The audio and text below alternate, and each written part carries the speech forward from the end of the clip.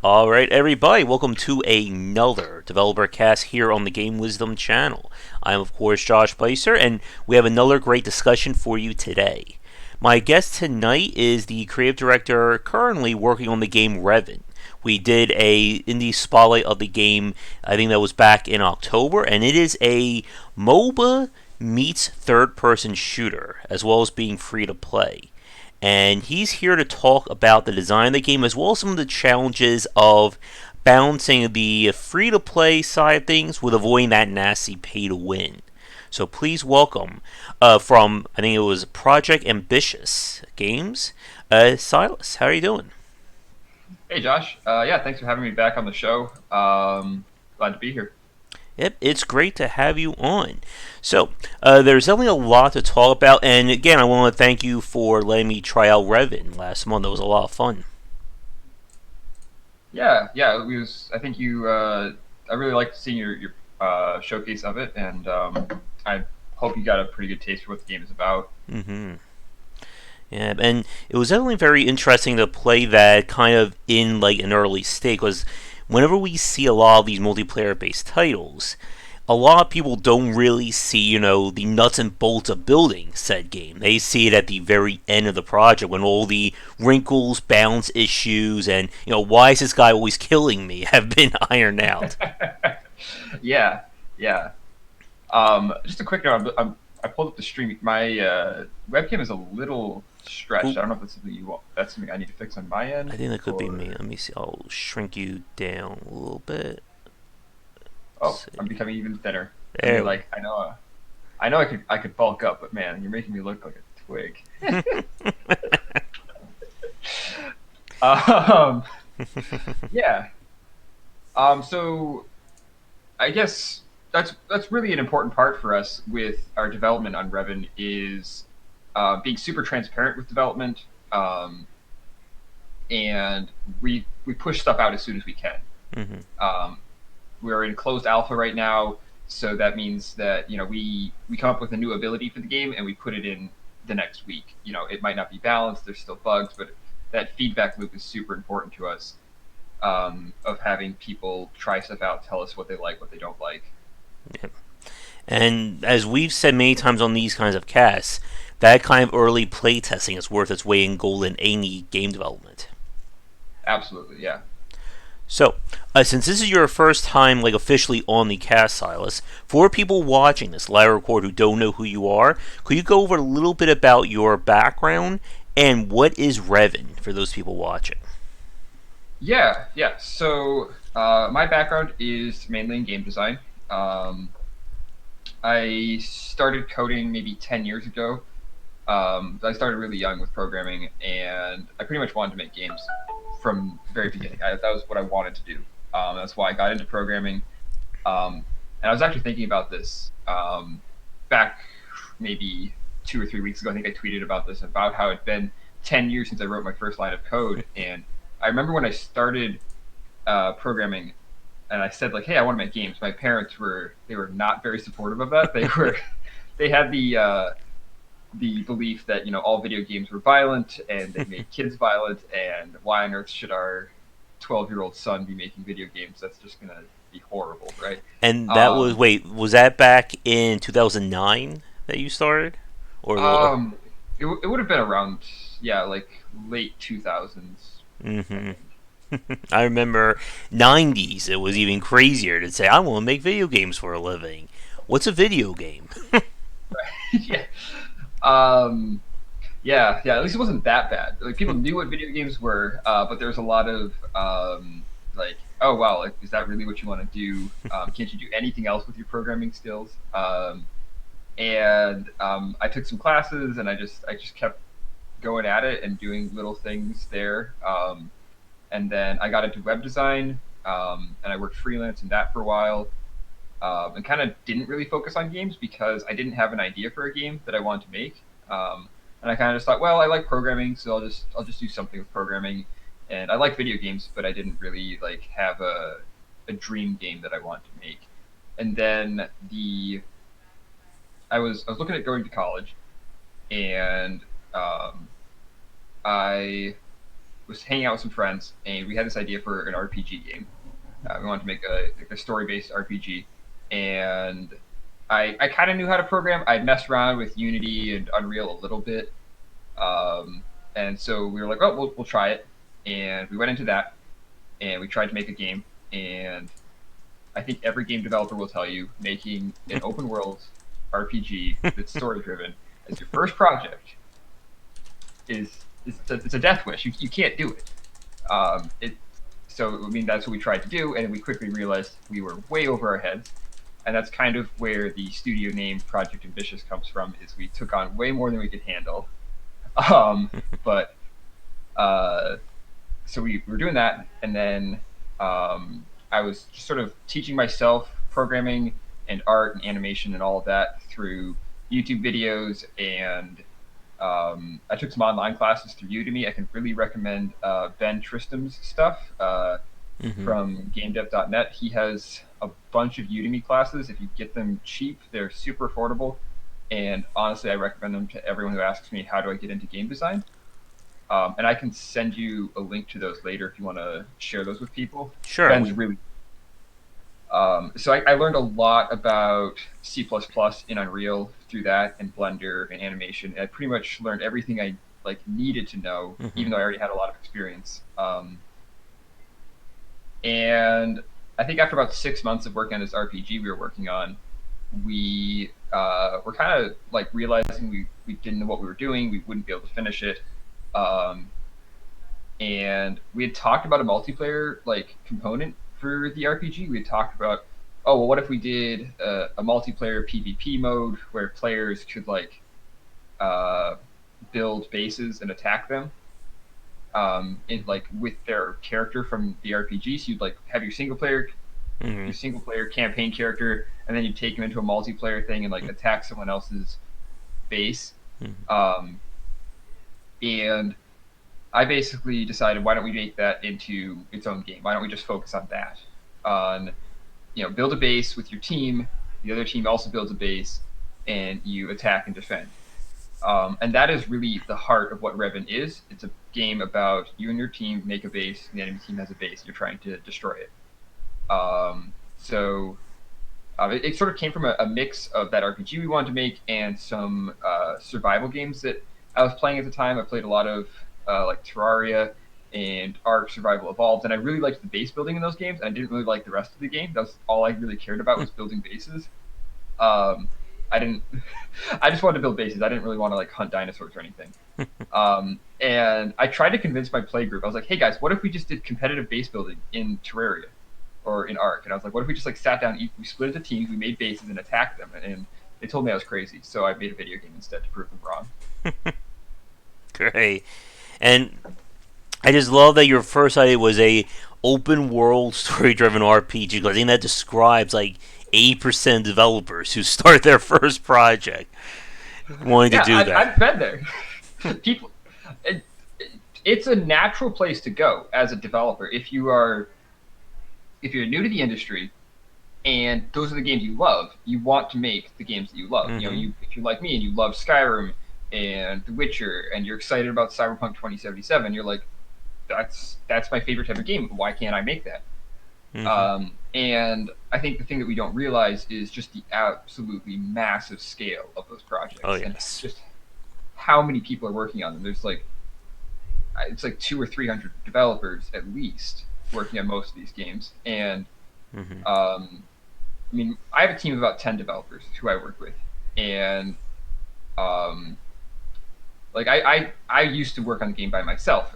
There were at points in development where it was just me or just me and one other person, and seeing the amount of progress that gets made when you have one person versus 2 people versus 10 people is huge. And we get more than 10 times as much stuff done because there's a collaborative nature where you can bounce ideas off of each other, and you can help each other out when you don't know something. And it's just insane to take on a task of that scale. There's also a lot of technical limitations that it's really hard for a small company to accomplish. Everything from if it was the other popular one that I see a lot is MMOs. It's either if you're an indie developer and you're just starting out, a lot of times you make the mistake of, I want to make an open world RPG or I want to make an MMO. Yeah. Or you're me and you just say I want to make a competitive multiplayer game. That's also like the third mistake you can make. Um, and really, there's just so much like stuff going on in the background that we don't realize. Like there's a lot of video game magic that you don't know about as a player. Yeah. Um, and I guess I try and tell people now when they ask me, like, hey, can I make this? I say you'll start with something that you can finish in a week or that you can finish in a month.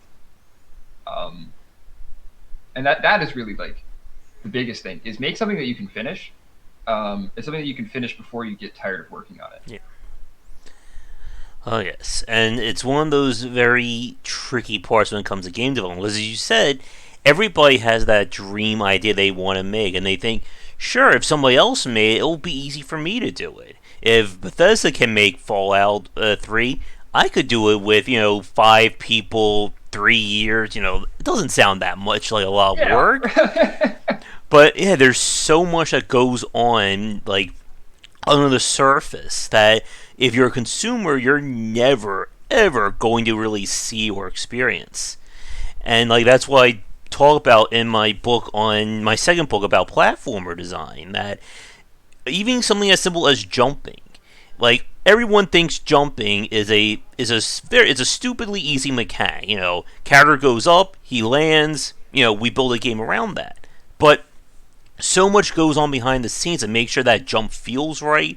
The levels are designed around it, and like this is stuff that you're never going to know how much time it's really going to take until you do it.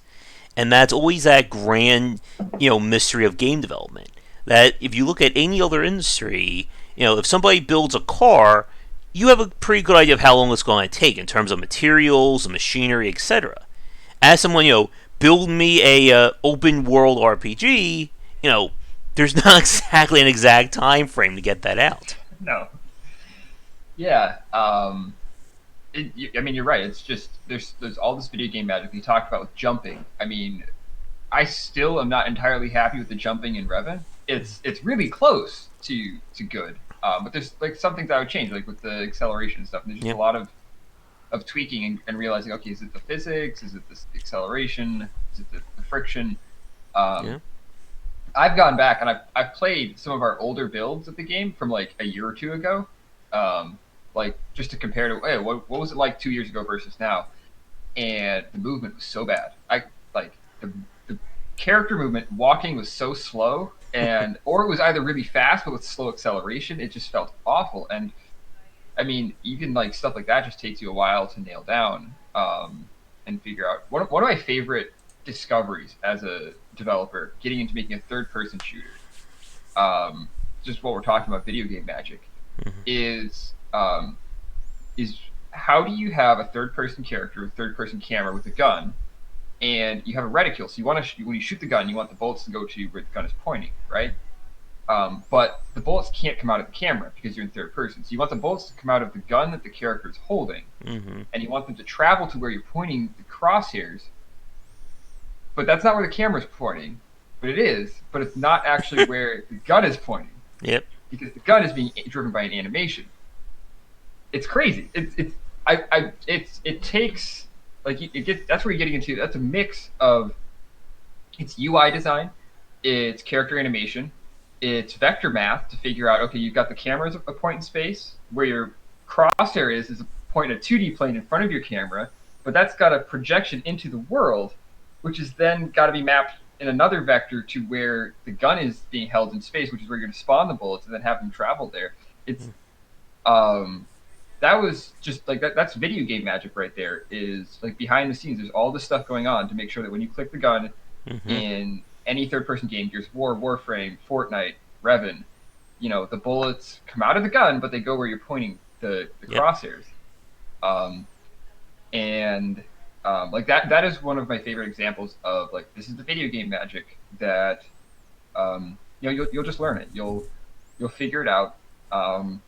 It does kind of suck though that so much of the video game magic is kind of secret. Like you can't.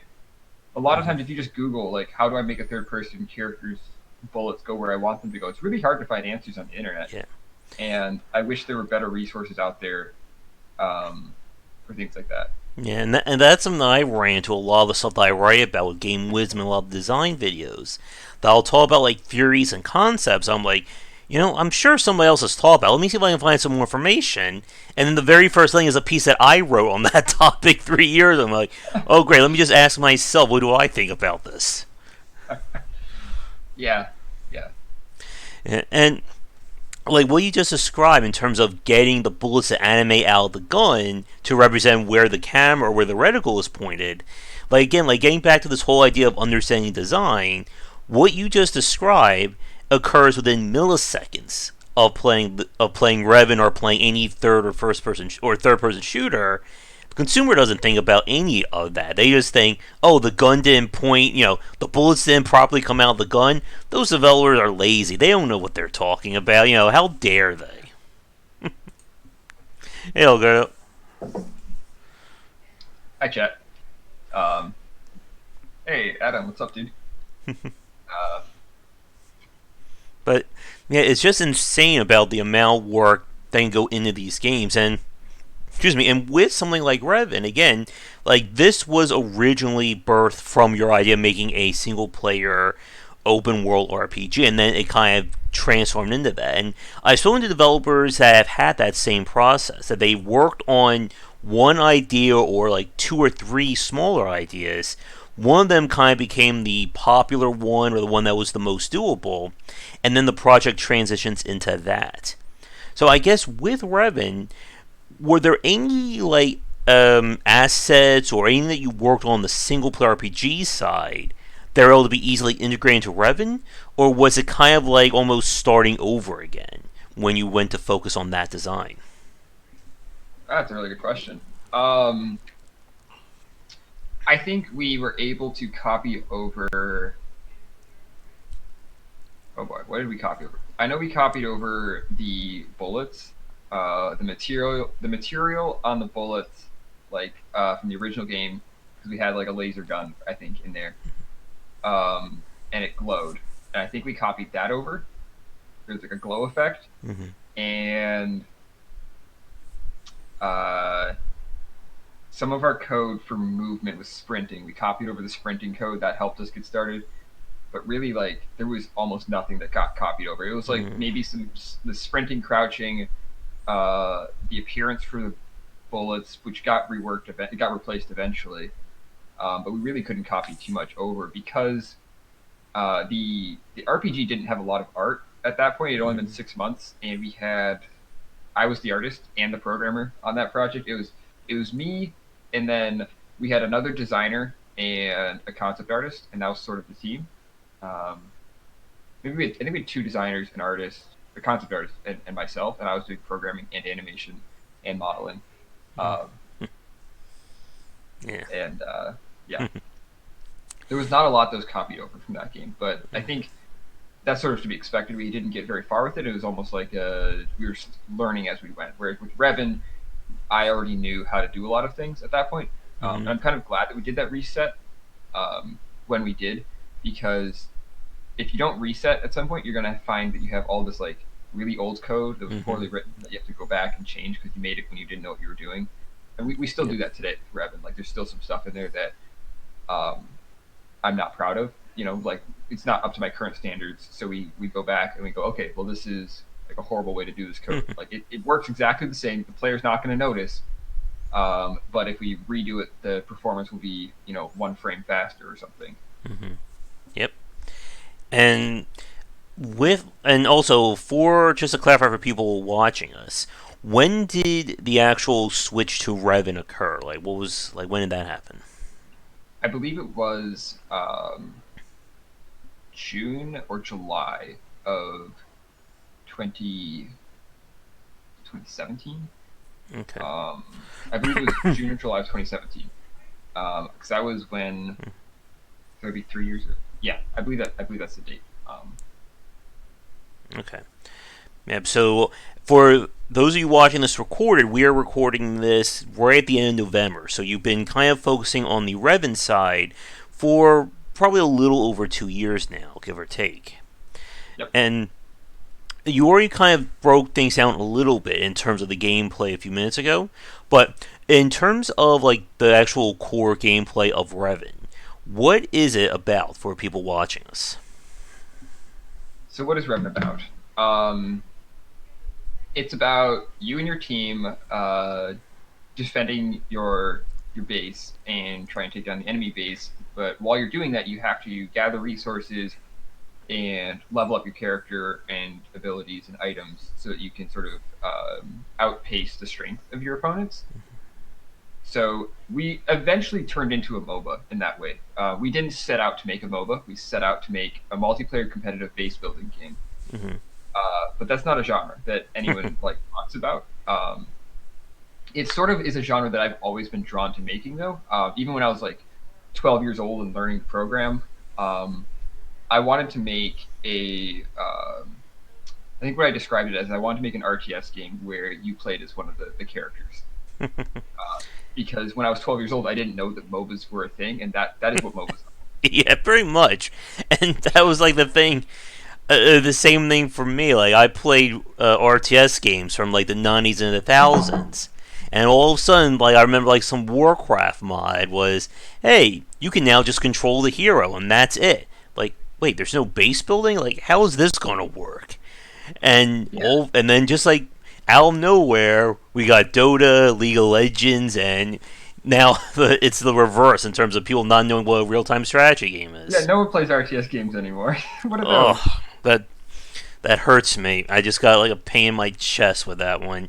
And a few of my fans, I know if Thorn is watching this, he's probably having just got a sharp pain in his chest while either playing Steel Divisions or Age of Empires right now. Yeah, Yeah. but yeah, like Um, it's crazy about how much things have changed in terms of that kind of design. And I know when we were speaking when we were playing the game last month, that I was like referencing games like Super Monday Night Combat. I think a few others. I guess in terms of like as you were like coming up with the initial concept for Revn, were there any games that you were particularly like either referencing or doing research on? um, for the RTS mechanics, I wasn't really doing too much research on that. I felt like I had a really solid understanding just because that's what I played throughout my entire childhood. I played a lot of. There was an RTS version of the World War II game Axis and Allies. I think that was one of Okay. the first video games I played as a child. Um, and so I credit that to my love of RTS games. And then I don't even know who the developer was on that game, and I'm sure they've closed by now or something. It ran on like the was it like the GameSpy server? So when that went down, the game sort of like just disappeared. But so there's that, and then I also played a lot of Middle Earth Shadow or Lord of the Rings Battle for Middle. Battle for Middle Earth Yeah. 2. Yeah, loved that game. So those were sort of like the two main RTS games that I grew up on. Um, and oh, another one was Mountain Blade, Warband, and Fire and Mm-hmm. Sword expansions and stuff. That was a game that I really liked in high school. That sort of blended RTS with like playing as a hero on the battlefield. That game was actually pretty cool, and um, that was also somewhat an inspiration to me of okay, you have this like squad leading uh, system. I just was never really a fan of the combat in that game. I like what they were trying to do, but it's very realistic. Mm-hmm. Um, and with Revn, I took the okay, this is like the things I don't like about those games. You know, Mountain Blade, the combat's very realistic and kind of clunky. And I was like, well, I want the combat to feel smooth, and I want it to be more like more gamey, more futuristic, more Mm-hmm. uh, less concerned about reality, right? Um, I'm sorry, I kind of forgot what the question was. I think it was about taking reference from Okay, either taking reference. RTSs or other like MOBA s kind of games. Yeah. Um, I mean, those. So I guess yeah, those are the RTS games that I grew up on. So I think my inspiration for okay managing resources and building things came from those. And then the other games that I began to reference once we started going to more of a shooter aspect was the like third person combat from Warframe was super inspirational to us. Things are just really smooth in that game. The camera angles and stuff we tried to take some reference from. Hmm. Uh, Ghost Recon Wildlands had some influence on like some camera movement as well, um, and like overall character movement. We got some inspiration from them. Uh, I think that's really like the two main influences for like camera movement and combat right there. And other than that, it was mainly just try something, play with it, decide what we don't like, and just keep iterating on it that way. Just going for what feels good. I saw someone asked a Yeah. question in chat about Matricious. Asked, I checked the game's webpage. Wanted to ask, why did you go for a cel-shaded art style? Um, we went with a cel-shaded art style because we are a team of 10 developers, and there's no way we could do a ultra realistic art style, especially with one character artist on the team. With one character artist, we have one level designer and we have one concept artist. And our character artist also does our character concept art and our weapons, and I do the animations. So we have like 4 people working on the art team, and with that team and with a very small budget, we didn't feel confident that we could do like an ultra realistic art style. So we went with we knew we had to do something stylized so that we could um, compromise the art style and do things where it's like, okay, well maybe instead of having like perfect water, it's just like a couple shades of blue, right? I mean, we don't even have water in the game, but that's like sort of the sacrifices you have to make when you can't do realism. It's like, okay, how do we um, how do we make something that we can make Yep. and finish? Like I was talking about earlier, you want to make a project or a product that you know that you can finish. Um, you don't want to set out and have like unfinished work.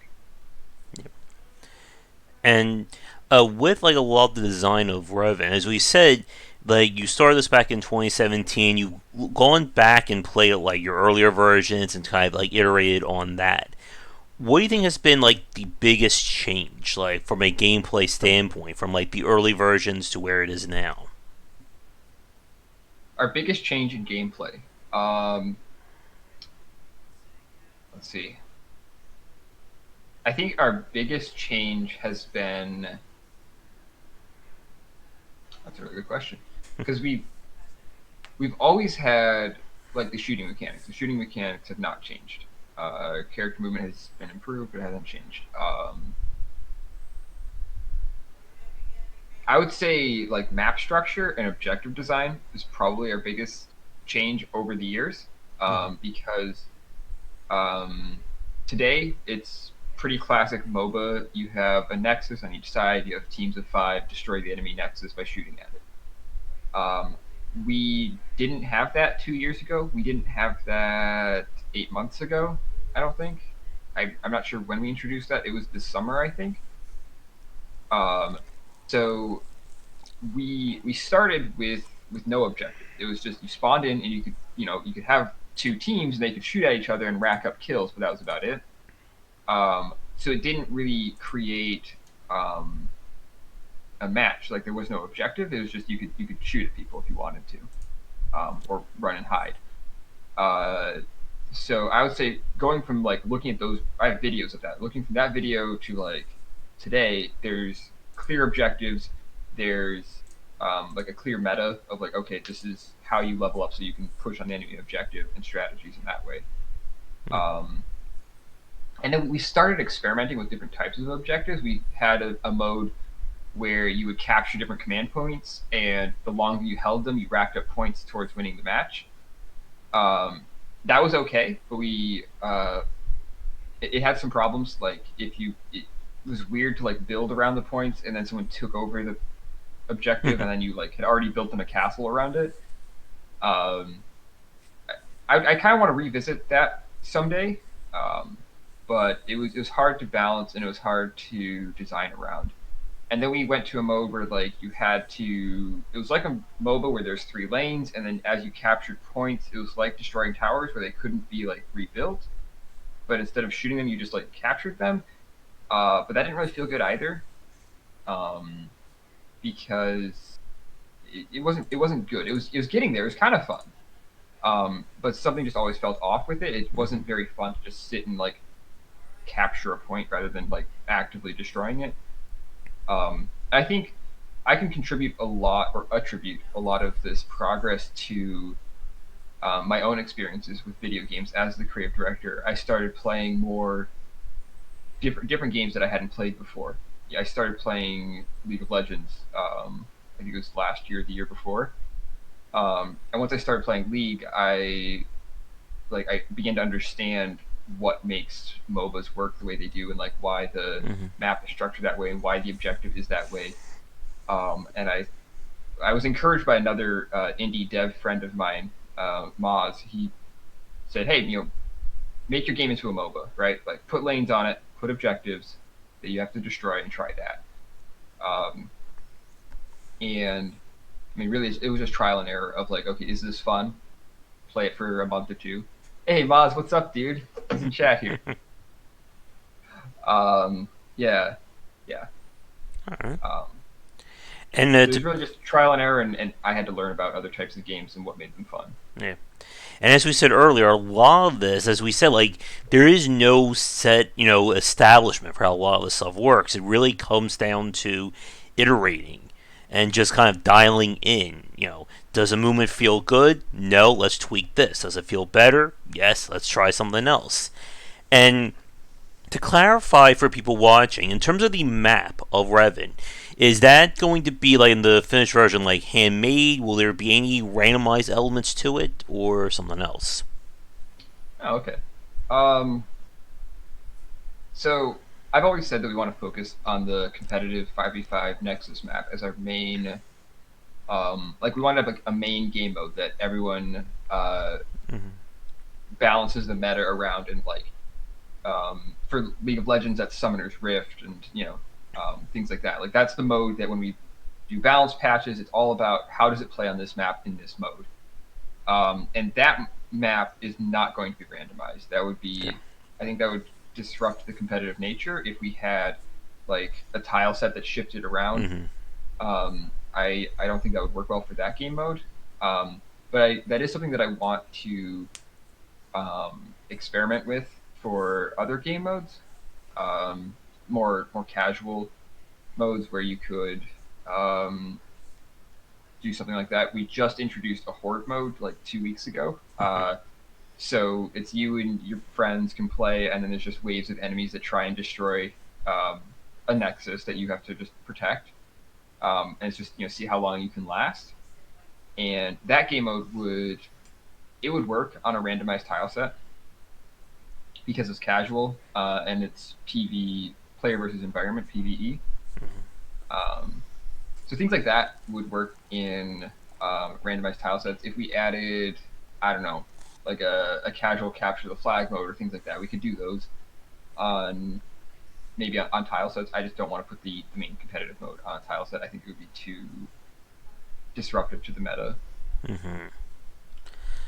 Now, one bit of gameplay that I want to talk about with you is the idea of like the progression that occurs during a map. When we did the spotlight last month, one of the things that took me a little bit to get used to was kind of the menuing and going in, choosing a new gun, upgrading powers, putting on new mods, things along those lines. Now, that kind of gameplay, we see that especially in the League of Legends, Dota, when you're going back to the item shop, buying new items, changing your build. Like, to me, that always felt very cumbersome. And I wanted to get your thoughts on how you apply that system to Revit and maybe, some of the lessons that you learn about it. Oh, voice is dying on me there. So lessons learned with the item upgrade system. Yeah, and like the modifications, things like that. Um, okay, I would say lessons learned with the mod system. Add stuff first, balance it later. Don't spend like hours poring over a spreadsheet and like figuring out is this item going to like damage and stats and crafting costs. Do that later. Put the item in first, prototype it, play with it, then do the spreadsheets like a week later. Um, and in terms of like the UI and the system there, UI is hard. Again, it's a lot of iteration. You won't know whether or not something is good until you play with it. Um, it helps if you draw it out on paper first and you don't just throw random buttons on the screen, because I've done that. It doesn't work. Build things super modular. You want to, if you have a button, make a button that you can reuse everywhere. Make stuff that's reusable is what I would say. That's a big thing. Do it in as few button presses as possible. You don't want someone to spend 5 clicks to do something that could be done in 1 click. Yep. League of Legends is really good at that. You hit P, you open up your item shop, and you double click something, and you've built it and equipped it, right? That's really good. You don't want it to be like open the item shop, click an item, then click another button to build it, then click another button to equip it, when it could just be one fluid motion. So you want it to be as streamlined as possible. That was, that was something we had. We had, for the gun mod, you had to click one button to craft it and unlock it, and then you had to click the same button again to equip it. And people were like constantly complaining. They're like, "Why is it not equipping this thing that I just built?" And I was like, "Well, you got to click it again." And then I realized, why do they have to click it again? If they built it, they obviously want to use it. So there's just little things like that you learn. Do it in as few steps as possible. And it's especially true of the fact that you are playing competitive multiplayer game, so you need these actions to be as responsive as possible, because you don't want the player to be distracted from the actual game that's going on around them. Exactly. Yeah. I think that's one of the things I love the most about making a competitive PvP game is everything has to be as streamlined as possible. You can't have any anything that distracts you, like you said. I really like that about making this type of game. It makes you cut out the fat, right? It's like, okay, Yep. this menu, even things like opening the menu up, right? A lot of games, you'll press a menu, or you'll like maybe press a key and it opens up your crafting menu, and it'll load in, it'll like have like an animation where it like pops up and zooms in and transparent and then pop in or whatever. You can't do that in a competitive PvP game, because that's wasted time that you could be crafting things and going back into the fight. Yep. So it really, like, it actually simplifies the design process to, this needs to be fast, it needs to be efficient, and then you can make it pretty. You can add some animations, but they can't get in the way of doing things instantly. Or distract the player from what they're trying to look at. Like, you don't want any, like, things like animating on the UI there, because again, Right. that's distracting the player. It's taking their focus away from the gameplay. And like, there's definitely a lot of ways we can actually segue this next question out, but like, this is one of the challenges that we see from a lot of titles like that have like RPG mechanics and RPG based systems. Like, these elements tend to obscure or get in the way of the player's skill. We see this with everything from Call of Duty, Borderlands, Division. Like, anytime you have that kind of RPG layer, that kind of is like laid on top, you always have that situation of, am I beating these guys because I'm good, or am I beating them because my gun is 5 levels above them, or my profile level is. And one of the things that I noticed in Revn from when I played it is that while the leveling of your gear, leveling of your skills, and we'll talk about those skills later because they definitely have a factor in the free to play side, it's still very much player skill dominant. If you're a bad shot in this game, it doesn't matter if you give somebody like 100,000 currency and say buy everything you want in it. They're not going to be able to do much there. So I wanted to ask you, like, what was the process of figuring out how much do we make this an RPG and how much do we make this a third-person shooter? Okay. I think you really hit the nail on the head there with like comparing it to like other shooters where you have account progression. Hmm. That is something that I absolutely wanted to avoid with Revn. That's been one of my guiding principles throughout development. Has been if if I'm a player and I make a new account, I should have no handicaps versus someone who's been playing the game for 3 years or someone who's spent $300 on the Yep. game. It should be a completely even playing field. You walk in, you can pick it up. Essentially, if I got out of my chair and a pro player sat down and played at my desk on my account, they should perform just as well as they would on their own account that they've been playing on for years. So everything needs to be sort of reset at the beginning of the match. Everyone starts with the same amount of currency, no abilities, no items. You've got to buy them all from the beginning. That's something that I really disliked in a lot of modern AAA shooters, Hmm. like Battlefield. And I haven't played COD in a while, but I played the new Battlefield, and that was something I really really didn't like in it. Was the more you played, you got access to the other guns and different attachments and upgrades, and it was like, okay, now you have 50% more damage against tanks, and I was like, why is that? How is that fair, right? Yeah. Like why? Like maybe it's progression, sure, but it disrupts the competitive nature of the game. It makes it's not fair. It doesn't really. It's not a very good reward, in my opinion. Like if you've been playing a while, just making the game easier for someone is kind of dumb. I don't like it. It makes it hurts new players and makes them not want to play if they get Hmm. taken out by an ability or it's something they don't have access to yet. Um, so that was super important to us. Was if you start the game, never played before, you're not going to have any handicaps against someone who's been playing for a while, other than your own knowledge of the game and your own skill with shooters and your decision making. Right? It should all come down to who are you as a person, not how long has your account existed. Yeah. And Um, yeah, and like as you just said there regarding like the new player experience, that's a very big one, especially when there is no sense of matchmaking or elo system or league or online ranking. That a new player joins in, this person has the level 50 gun that does 80% more damage, kills me in one shot. Like, what do I do as a player other than I either spend money, play for 50 hours until I get that gun, or I give up. And there's nothing else you can really do around it. And it's that very interesting give and take that we've seen many developers struggle with. That on one hand, you need, a carrot on the stick. You need something for the player to go, there's an amazing something that if I keep playing, I'll get. But if I make it too good, then I completely destroy all semblance of balance. Because you can't have a competitive game where, one team leveled up their, anti-tank rifle will now one-shot the other team's tank, and they don't have anything to counter it. So how does that create a balanced experience? It doesn't, obviously. yeah, yeah. Um,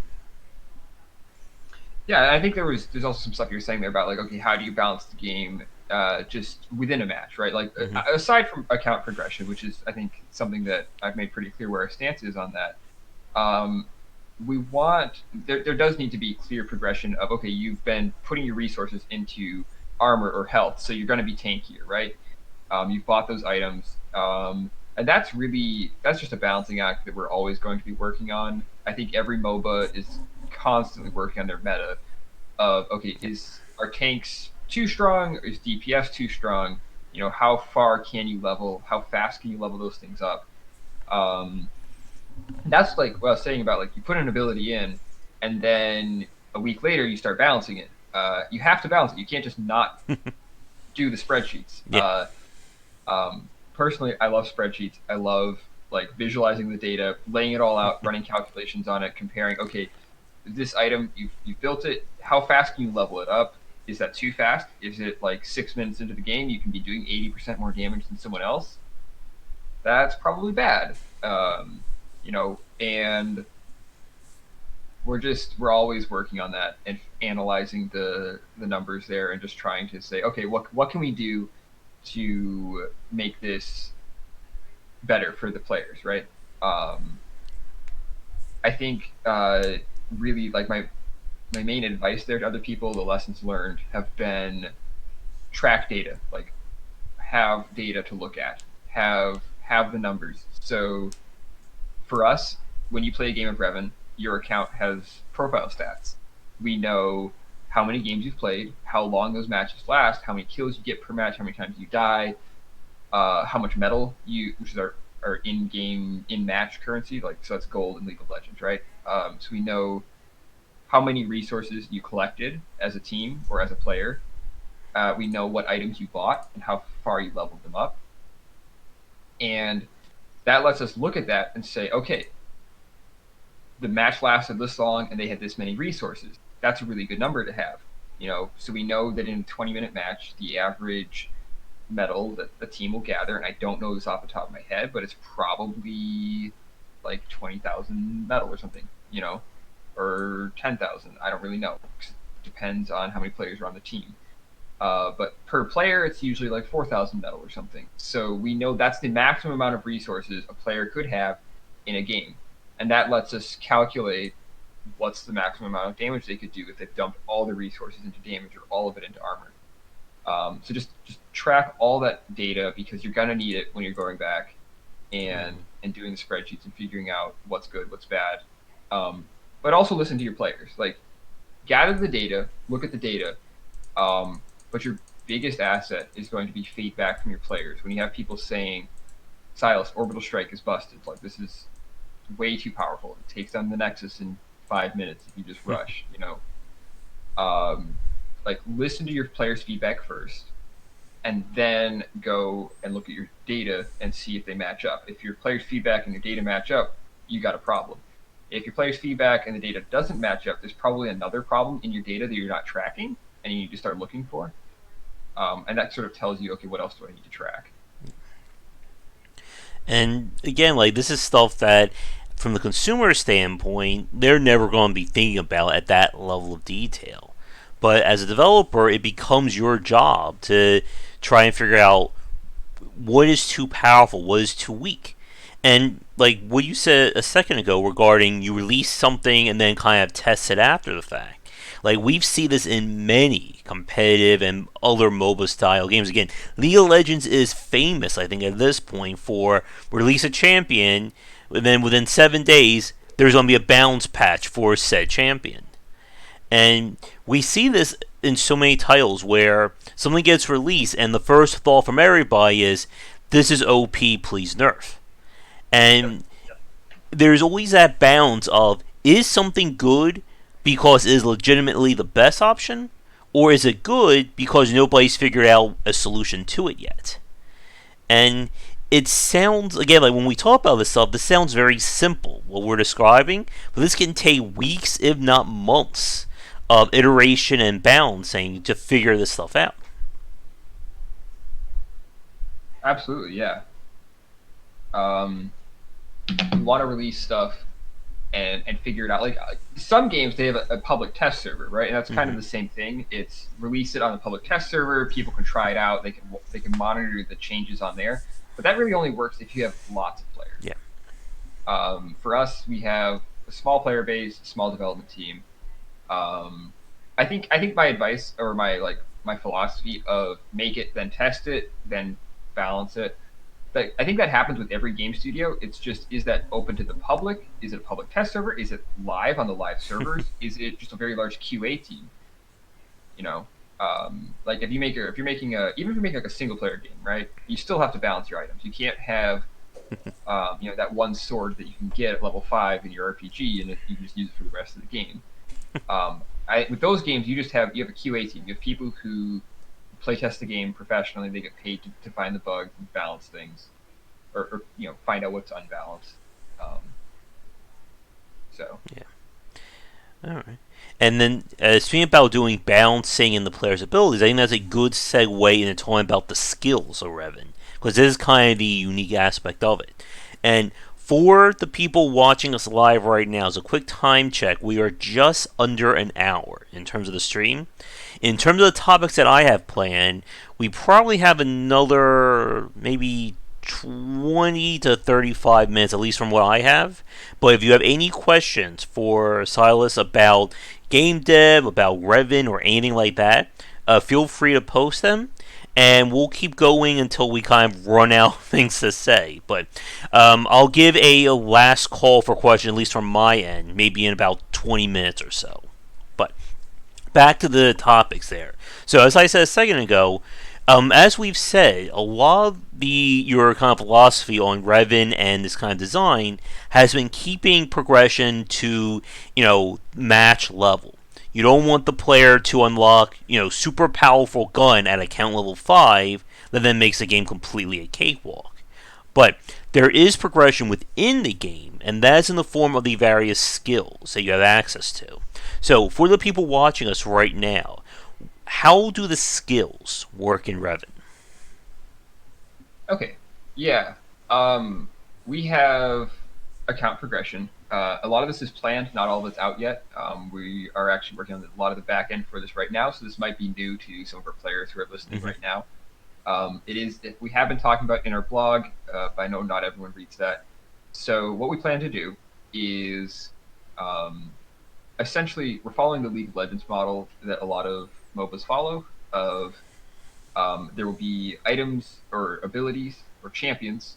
So in League of Legends, it's champions, right? You get so many champions unlocked for your account when you make it, and then there's a weekly rotation, and then you can permanently unlock champions by spending in-game currency or premium currency. So we're following that model, but we're replacing the champions with abilities and skills, because the way Revn works is you have a number of slots in your character when you're playing the match that you can equip various abilities into. You can kind of swap them out. So it's sort of a build your own class system. And you can really customize who your character is in a way that you don't see in any other MOBA. And so what we're doing is we're going to be offering those abilities as our alternative to champions. So you will get, I'm not sure what the number is because I haven't really tested this yet. Like I said, release things and test them, then balance. But maybe your account will have 30 abilities unlocked when you make it. When you first make your account, there'll be maybe there'll be like 20 basic abilities that we think everyone should have. Maybe that'll be some healing, some armor, some support abilities, some mobility like a dash, things like that. We'll give everyone the same stuff so they all have something to start with that we think is like the easiest to understand, the most essential. And then you'll have a weekly rotation. So every week we'll offer maybe 10 different abilities as things that you can try for free. And then you will be able to permanently unlock additional abilities by spending one of two currencies, one that you will unlock just by playing games, you'll earn just by playing games, and the second currency that'll be available for purchase, and that's how we're going to monetize the game, is you'll be able to buy this premium currency, which will also be, you can also spend that on skins, but not looking at skins right now. It'll be about, okay, what can you spend the abilities, you'll be able to permanently unlock them for your account, and then when you go into a game, you'll be able to choose a small number of the ones you own to be the ones you have available to you in that match. Similar to how League of Legends, you might own all 150 champions in the game, but you can only choose one from the game you're in. All right. I hope I explained that. It's a somewhat complicated system, and I'm trying to make a comparison to another game here to make it easier to understand. And we don't have this in game right now, so it's kind of hard to talk about because it's what we're working on right now. Yeah. And like with your plans for the system later on, will be something where like once a month, once every 2 to 3 weeks, you'll introduce a new skill or something like that? Absolutely, yeah. It'll be. We're not sure what the schedule's going to be yet. We want to introduce new stuff on a pretty consistent basis. Some of it might be seasonal, so it might be we run like a competitive season every 2 or 3 months, and at the start of the season when we introduce new items or new skills to the game. We might. We're not sure exactly what our schedule is going to be there. I would like to keep the skill releases tied to the competitive seasons once the game launches, so that way the meta stays pretty stable throughout the season, and we don't just introduce something that completely disrupts the meta. Yep. Or what we might do is we might just release things as they're ready. Um, we might go, okay, this new, what's an ability we want to make? This new ability that lets you summon attack dogs, something we've been trying to work on for a while. We want to have like robot attack dogs. Kyle's been asking for this for like 6 months. We really want to do it. We're working on it. It's really hard because you got to like animate dogs and stuff. So robot attack dogs. We might make that. We might put it into the game, but we wouldn't enable it for the competitive mode. So like if you're playing in ranked, you wouldn't have access to it even if you owned it. It would just be available in quick play, so we could still gather data on how does it work, and then at the next season we would flip the switch and be, hey, now it's available in competitive. But we might just like, okay, we finished it, cool, we'll ship it, we'll put it into the game, into live, into casual quick plays, and then just enable it in competitive on a seasonal basis. That's another approach we're looking at doing, and I kind of like that approach better because it lets us get more feedback quickly. And kind of they're throwing competitive. Yeah, I think that's very important. You're kind of preserving the competitive side of things while still opening things up for more people to play. And like, there's definitely a topic there that I think is very interesting about trying to balance almost like the casual play from the competitive hardcore play. Because we've seen this in many other multiplayer-based titles where they'll try to focus on one market or one aspect of their fan base and kind of ignore the other side of things. And it can lead to things feeling very fragmented, and at worst, it can lead to things being very imbalanced. Like, to give you a case in point for yourself and for the chat, I remember playing Gwent. This was like a year and a half ago. Yeah, the game that's went up and down, and I don't even know where it's at right now. This was before like their massive change to it, and a lot of people were talking about just how much of a difference there was between I think it was like their competitive ladder versus the casual play, to the point that it felt like two completely different games because one kind of play style was favored in the other, and it's very hard for a lot of people or for a lot of designs to try and keep everybody on the same page like that. Yeah. Really, like I've said before, our main focus is going to be on competitive, and that'll sort of trickle down to casual. I think for me, that's because I like competitive games, and I think it drives decisions to be efficient and organized, and at the same time, though, there is a concern there about making this new player friendly, right? And I think that those in the end they balance everything out because you want it to be like from a numbers standpoint, you want it to be balanced, you want it to be competitive. From a visual standpoint, though, or maybe a complexity level, you want it to be an ability that new players will understand. You don't want to have something that a new player just goes, "Where did those attack dogs come from?" Right? They don't make any sense. I've never seen those before. I hopped in this match and some dude just sent robot dogs on me, right? And I think that's where the new player or the casual balancing comes in. Is you need to make it readable to players. You need to make it understandable because like a competitive player, they'll be like, "Oh yeah, well obviously that's the attack dog ability." But a casual player, you need to make sure you have like particles and animations and sound effects so that it's like, okay, I understand that they're calling their attack dog. Maybe there's a voice line that triggers. Or just something that pops up on the UI. And I think that's one of my approaches there is like, okay, the casual side sort of brings in the how do we keep the game grounded, right? How do we make sure that it just doesn't become elitist? We want it to stay approachable for everyone. But also from like a numbers standpoint, I'm not familiar with Gwent, with how it got fragmented into competitive and casual like you're talking about there. The last time I played Gwent was in the close pre-alpha, so yeah, it was a that was a while ago. Yep. I see there's a few questions popping up in chat, so let's get to those. Maybe do you want to just get to those after we've gone through all of your topics? I would like to touch on the things I've seen in there. Yeah, I was going to get to these questions because there's one thing that I want to ask, like keeping with like kind of your update schedule and whatnot. Now, with the game itself right now, you have the various guns. I think there's a machine gun, shotgun. I think there was maybe like some kind of sniper-based weapon, the pistols, etc.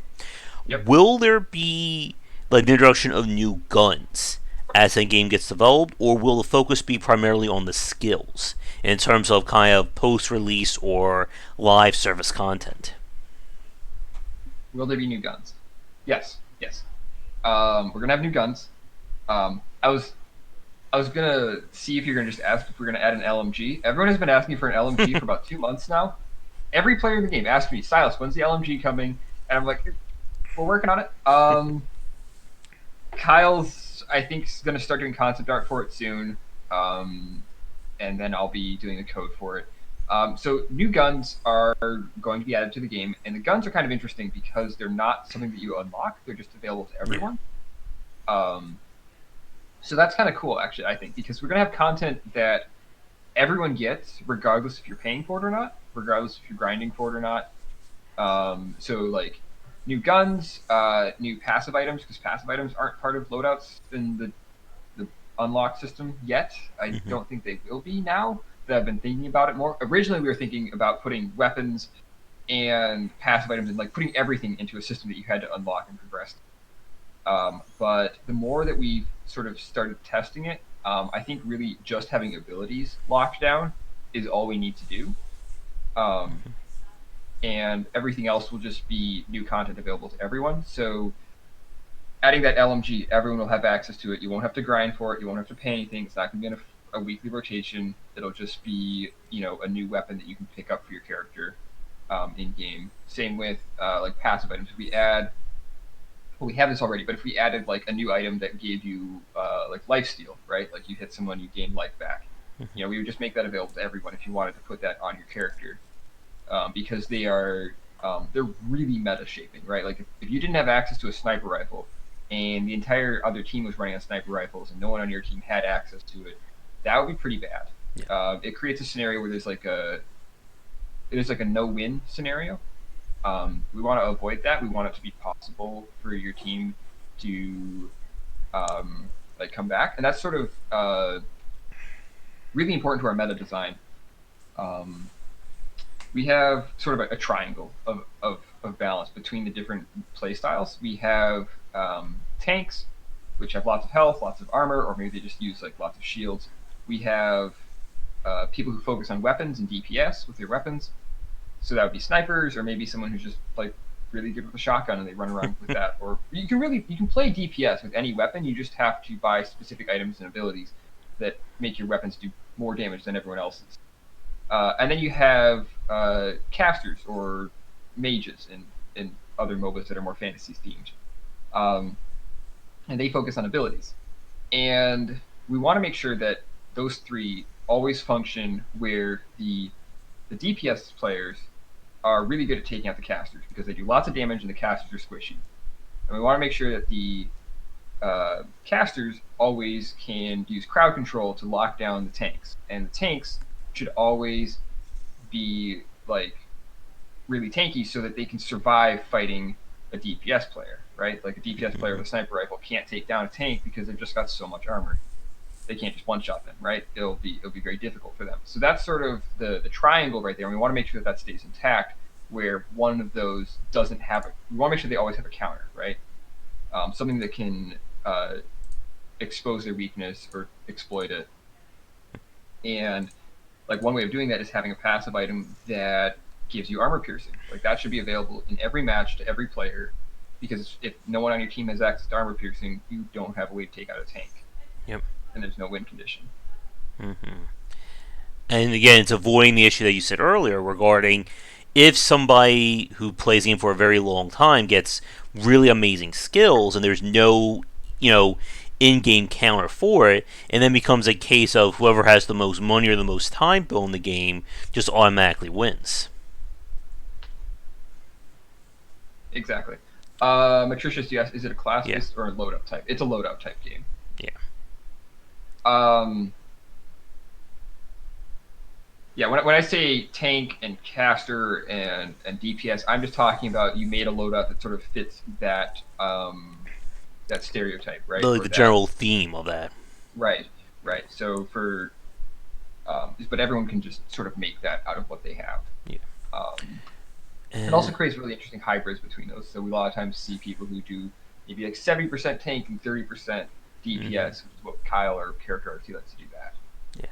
Um, And it affords a lot more in terms of player customization as well because of that. yes, yeah, um, yeah. So I think your question here was, are we going to be adding stuff that's not just the abilities? And yes, that's absolutely something we're going to be doing. We're Hmm. doing it right now with the new guns.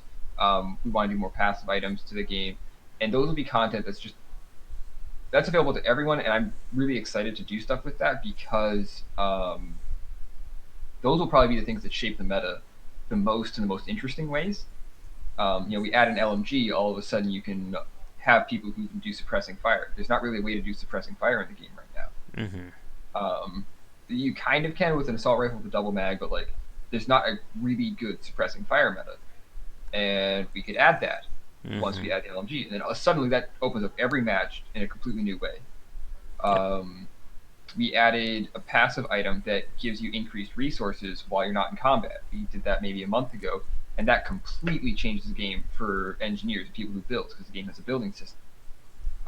Like I said, it's about building bases, destroying the enemy base, and that constructor matrix item was huge to the meta. I would say it was like one of the biggest things we added to the meta ever.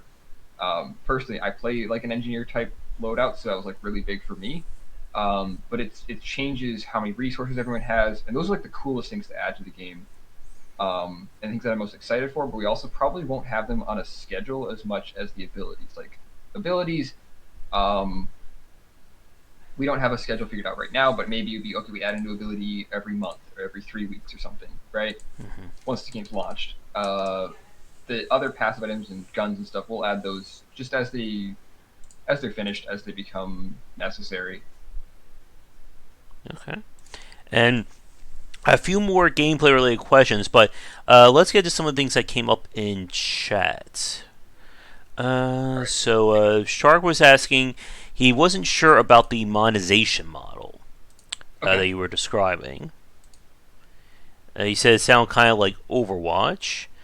And Matricius, I'm pretty sure I just butchered that, kind of asked an Altapa question about what is your stance on stuff like melee combat in like these kinds of games or in like Okay. competitive style stuff. Yeah. Let's talk about that monetization thing. I guess. He says it's very much Overwatch sounding. A sounds like kind of monetization model I do not like. Um, I mean, Sharky, I'm not a huge fan of what Overwatch does with loot boxes. It's borderline predatory and borderline illegal in some countries now. Um, and that's not what we're doing. We're not doing loot boxes. We don't want to do anything that is randomized. If you're spending money on our game, we want you to get exactly what you think you're going to get. Um, so that's super important to us. You're not going to be going, oh well, here's $2. Let's see what I get. We want it to be, uh, I don't know what the phrase is, but there's a phrase where you see something, you buy it, you get it. Um, that's what we're doing. So I kind of wanted to just answer that right there because you were saying it was Overwatch sounding. So there's no loot boxes. It's you see a skin you want, you can spend $3 and get that skin. You see an ability you want, you can spend $2 and get that ability unlocked for your account. Through our premium currency, you'd spend so much money to get the currency and then buy it. Um, let's see, standard free to play monetization is bad though. Standard's a bad thing. Um, so I'm just reading through this thread right now because I didn't really get a chance to read it right now. Uh,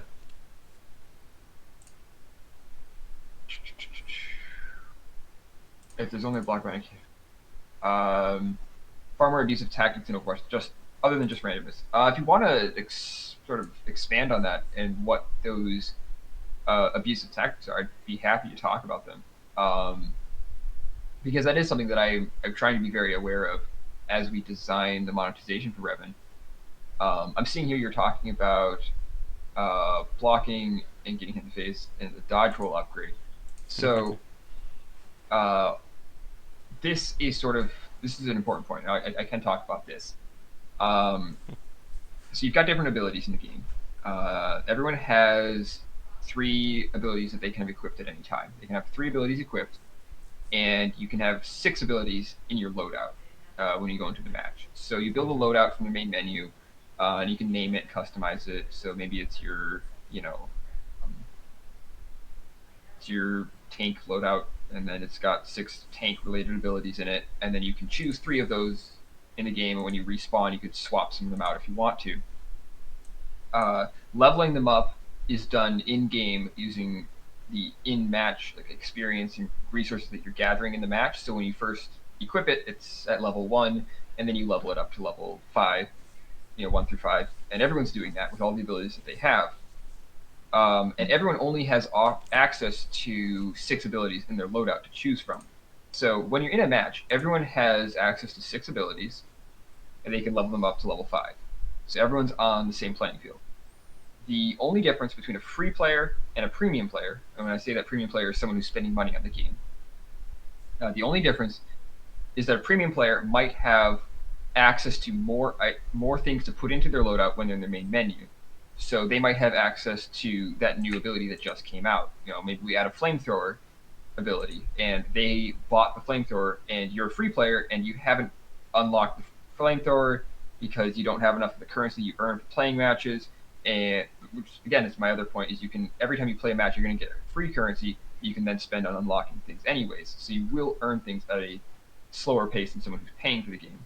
So maybe you haven't unlocked it yet. It's on the free rotation, and so you don't have access to the flamethrower, but you don't know if anyone else in the game is going to be using the flamethrower, right? Once you go in, yeah, maybe they have the flamethrower, and you don't, but you have other stuff that you chose.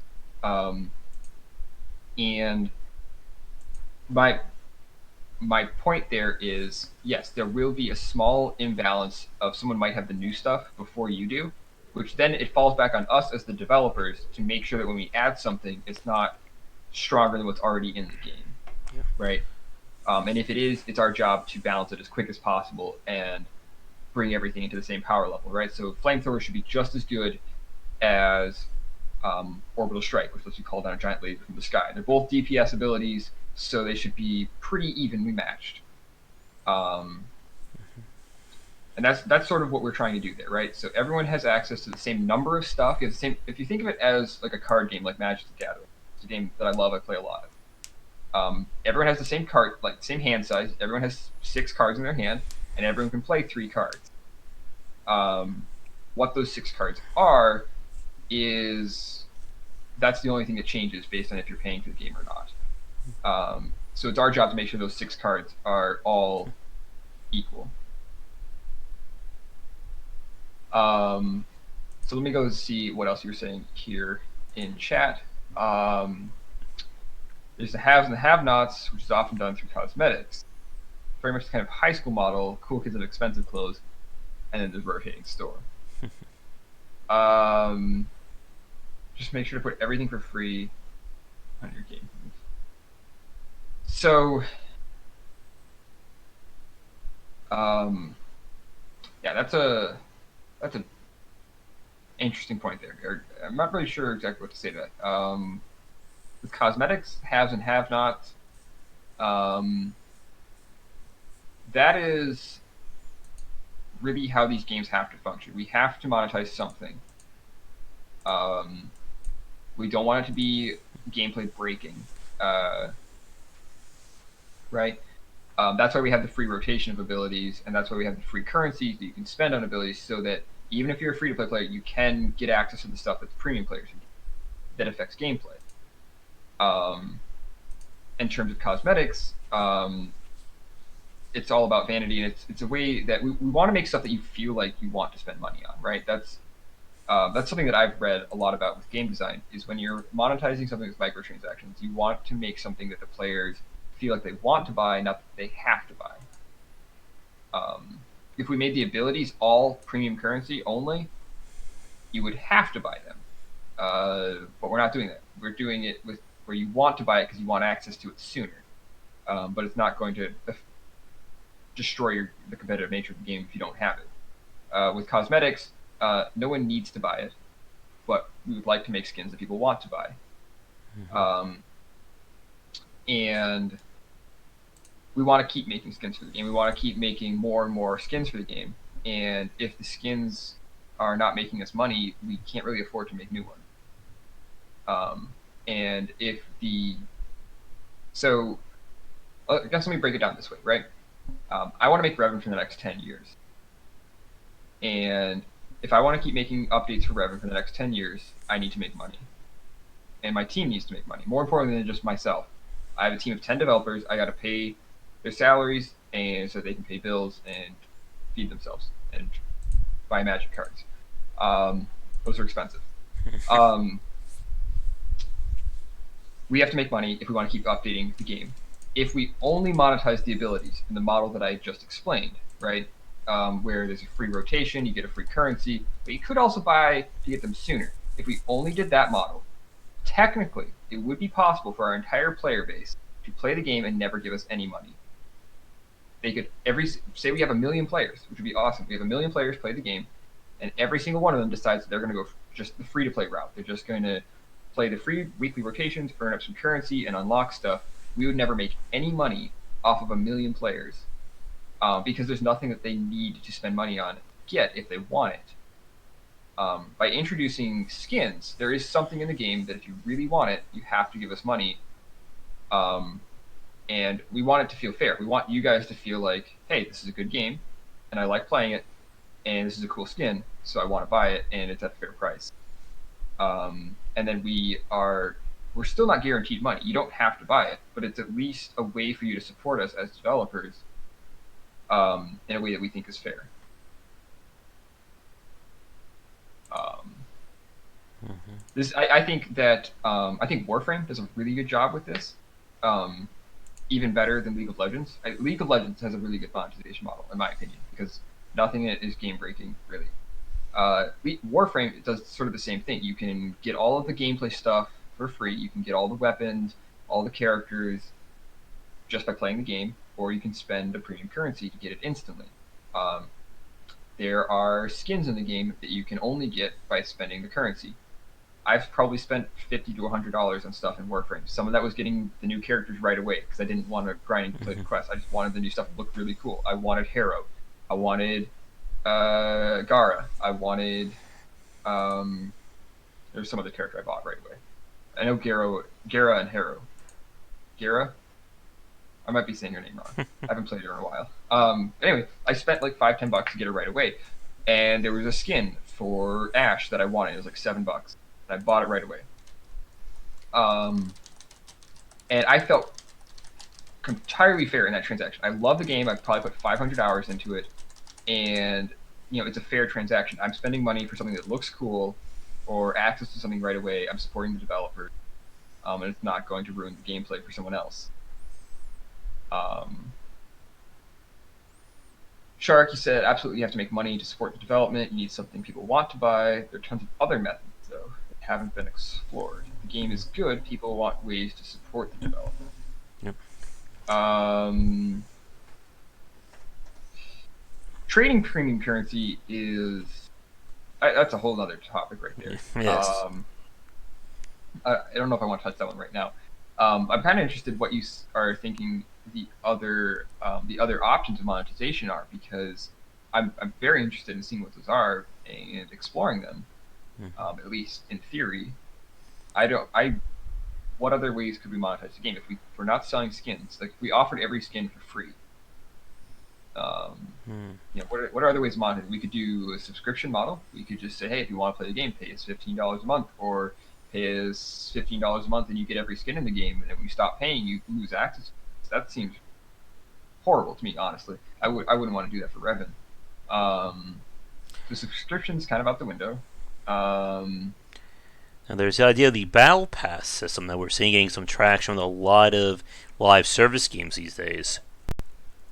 That is a good one. I wasn't thinking of that one right now. Yeah, Battle Passes they're kind of like subscriptions, but a little different, right? So you pay like $10, and then it gives you access to earning other stuff, correct? Yeah, for a limited period of time, when the season is over, that stuff gets locked or whatever, and then when the next season comes, that is a whole new set of rewards and things to go for. Yeah. That's a really interesting model that we've really only seen appear over the last couple of years, I think. Um, and it's something we've talked about. We've said, hey, maybe we could do a battle pass for Revn. We could, and tie that to the seasons because we do want to do competitive seasons. And I think that would be kind of cool. It could be a way to spend, like you said, $10 and then just, then you have access to earning this other stuff that's not going to be earnable later. That's a pretty cool way to do it. Or even letting them earn this stuff for a few months and then it gets vaulted and then you have to spend money on it. That's another interesting way to do it. Is you could be like, okay, the skin is free now, or not free, but like you can earn the skin right now for the next 2 months, but after that, it's going to go into the store and you can't earn it. You can't spend the earnable currency on it. It's only premium currency or something. That would be kind of interesting. You could say, Sharky said, you can make every cosmetic purchasable with free currency. If people wanted cosmetics or other stuff, they would do it. And to Loder's point, a lot of MOBAs will do that. That you can buy anything with free currency, but it could be 10 to 20 times more expensive than the premium currency variant. That's true. But that's mostly with only champions, with the actual heroes themselves, with the gameplay affecting stuff. The skins in League of Legends you cannot buy free currency. You have to use the riot points. You have to spend, real money on.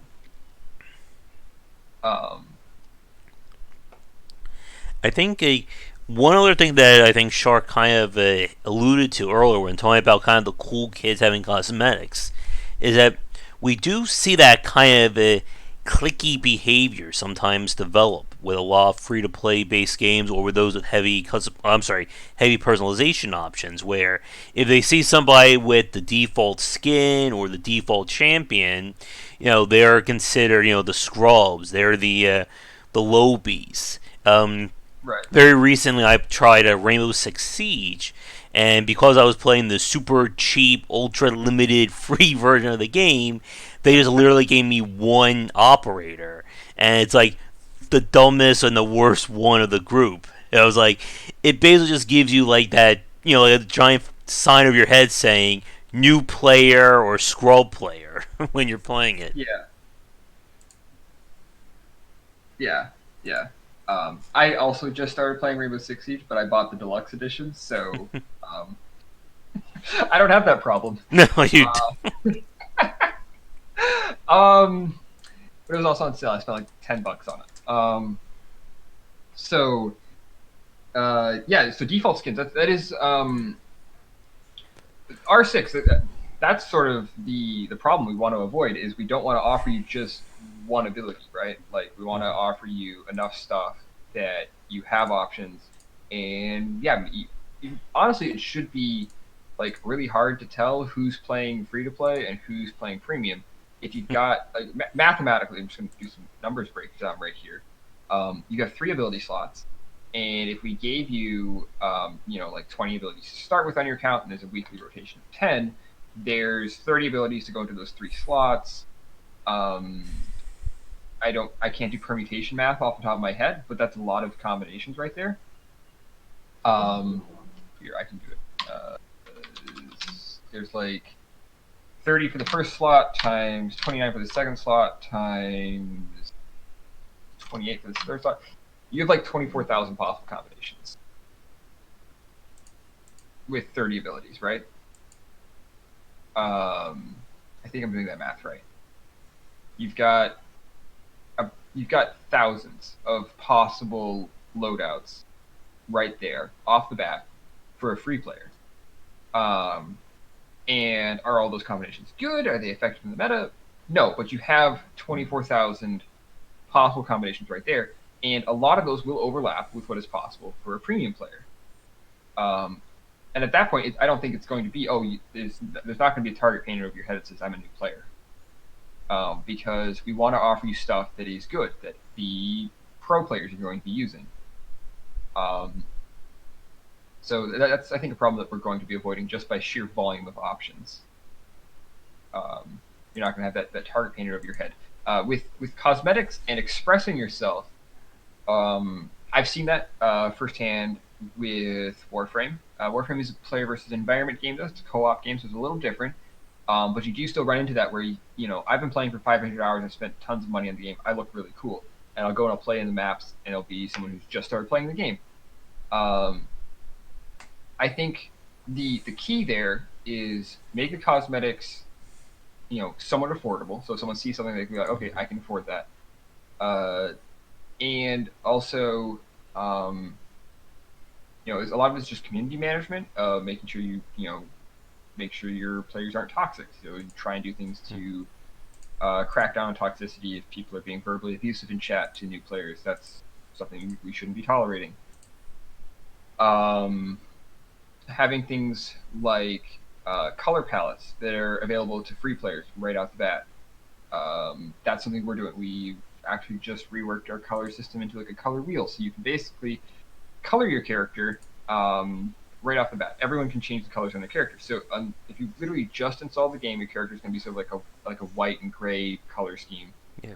And you could just hop in and play like that. And people do that in Warframe as well. Like I see people play on the new maps, like or the low level maps, and they'll go in, they'll have their Excalibur character, and they're all just wearing like the white and the brown color schemes that are default. And hey, they just started playing the game. But they could, if they wanted to, they could go and they could change the colors that they have, green and red or blue or whatever, right? They could change out their colors, and you've already began to express yourself as a player right there. So colors are a way that we can have player expression right out the bat. But yeah, you will still look at them and say, hey, they're still running Excalibur with the default skin, so they're probably new. And there's really not a way to do that in a way that allows us to still monetize it. If we just offer all of the skins, there are always going to be those skins that you have to spend money on to have.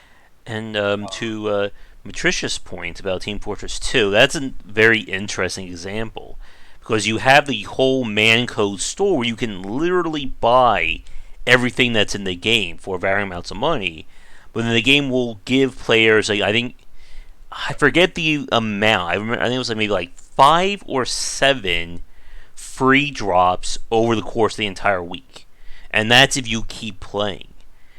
But once you get to that limit, you're not getting anything until the week is up, or if you spend money on something.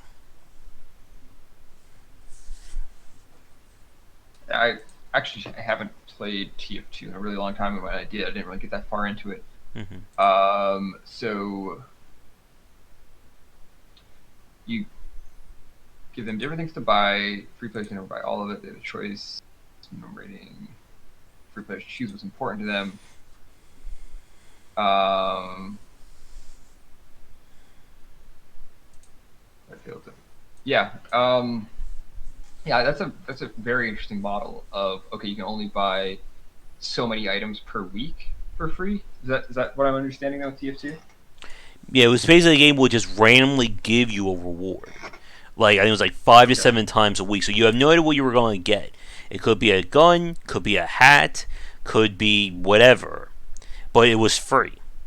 And given if you play the game regularly for who knows how many years, you wouldn't have to spend 1 cent in it.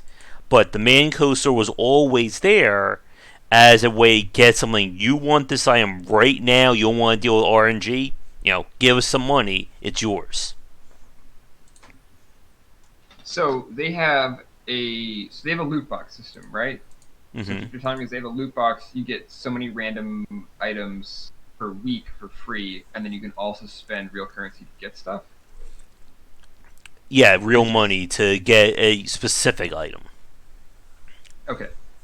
Is there a way to get a specific item for free in the game? Other than from the events, no. Okay. Honestly, I mean, that's not much different than our system, other than they also offer the free loot box system, which is I don't know how I feel about that. It's not exploitive. or malicious. Really, you're giving people free stuff every week. Um, we honestly, if someone asked me why don't you have like a free random drop every week in Revn, right now I would tell them it's because we don't have enough items in the game to support that. There's only like Mm-hmm. 10 helmets and 3 character skins right now. And not all those are out this week. Some of those are coming next week. So we don't have the inventory to do that right now. TF2 has, I believe, like hundreds, if not thousands, of items in the game, but at this point.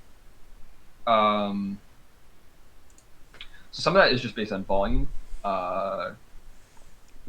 and you're still not getting what you want without spending money, but you are getting some stuff for player expression that is nice. It's just there's also a crafting system for allows free players to get stuff by salvaging.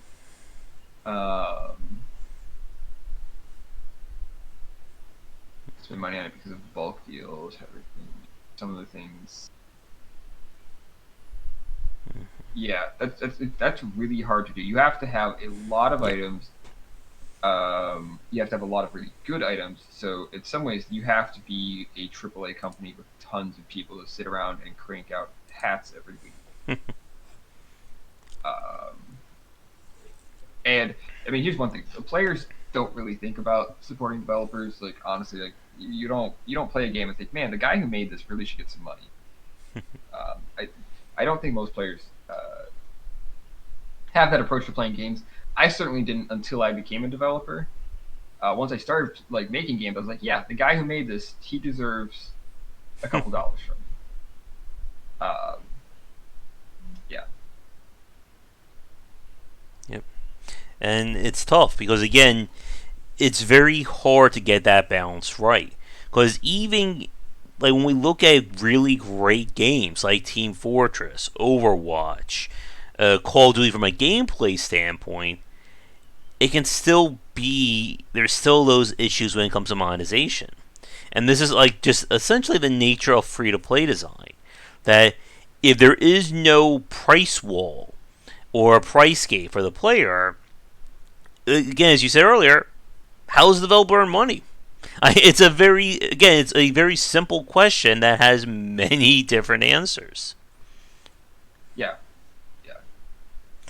Now, Uh, also, I just want to give a quick time check. We are about an hour and a half in.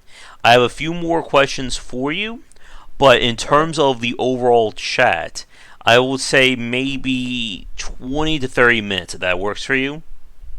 okay, yeah, sure. And forecast will be kind of second to last warning for questions if they have anything else to ask us. Okay. I did want to touch on someone asked about industry standards with Melee, so Mm-hmm. let's talk about that a little bit. I think Mm-hmm. we've sort of exhausted the monetization question for now. Mm-hmm. Eh, we want to do Melee in Revn. We want to do it with the same philosophy though that we made the rest of the combat. So I think for us, we didn't want to just throw in like a knife stab attack animation. Like that's what you see in a lot of games, right? That's sort of the I don't know if you'd call it the industry standard approach. Like that's what you get in Call of Duty, Rainbow Six. A lot of these games, you tap a button, you do a gun stock butt attack, or you have a knife. My thoughts on that: uh, it makes sense in the games that have it. Overwatch, like it's really good for finishing someone off or low health, and they're trying to rush past you because there's somewhat of a strategy there of you can disorient someone if you run towards them and like try and run past them if they're trying to shoot you with a gun. It makes it hard to aim, and having that like melee finisher is really nice in those scenarios. Um, I think because we're a third-person game and we're a MOBA, you don't really have that sort of. I think in that case, I would look at the question as a MOBA design problem, not as a shooter design problem. In shooters, it's like a way to finish someone off if they're low health or you're out of ammo, or you're trying to be stealthy. I kind of want to look at melee as a MOBA problem of how do we design an entire melee system where if someone wants to play a melee character, they can. Um, and for us, that means probably adding customizable melee weapons with I don't know, long swords you can customize the hilt on, and that changes the stats, or you can affect the blade length, or like battle axes that could switch between like one or two handed depending on if you like put a different handle on it, things like that. So we want to like have the weapon crafting system that we already have for guns and allow that for melee weapons. We want to design them visually so that they fit with the sort of sci-fi world that we're building. Um, and we would want to design the actual like gameplay and inputs of like, okay, swinging and blocking and dodging and dashing and maybe strong and heavy, like light versus strong attacks, things like that. We want to build it as its own system that we give it the respect it deserves as a viable playstyle. And it's something we want to do, but we also are recognizing that it deserves a lot of time and attention to properly do. So we're not doing it right now until it probably won't come out until either right before launch or even maybe a post-launch update that adds an entirely new combat system to the game. That's sort of my answer. That is directly how does Melee look in Revn. I'm not really sure I have too much to say about industry standards on Melee. I don't know if you were asking about like quick Melee stuff in like shooters. There's also like the whole topic of Melee combat in other games like Mountain Blade or Witcher or Skyrim. And even That's like a whole other and even like question with right there. Warframe too has its own melee combat. It's a very complicated topic. Um, Getting back to like the gameplay side, Revan, there's one thing that we brought up earlier that we didn't spend a lot of time on. That I wanted to clarify, and that is kind of the building side or the building kind of gameplay. Because I remember when we did the live stream last month, there were things like you could build structures and you could send units out to the field, and I didn't do a lot. I really didn't do any of that during my play. So I don't have any first-hand knowledge, but for the people watching, what does like the building gameplay entail?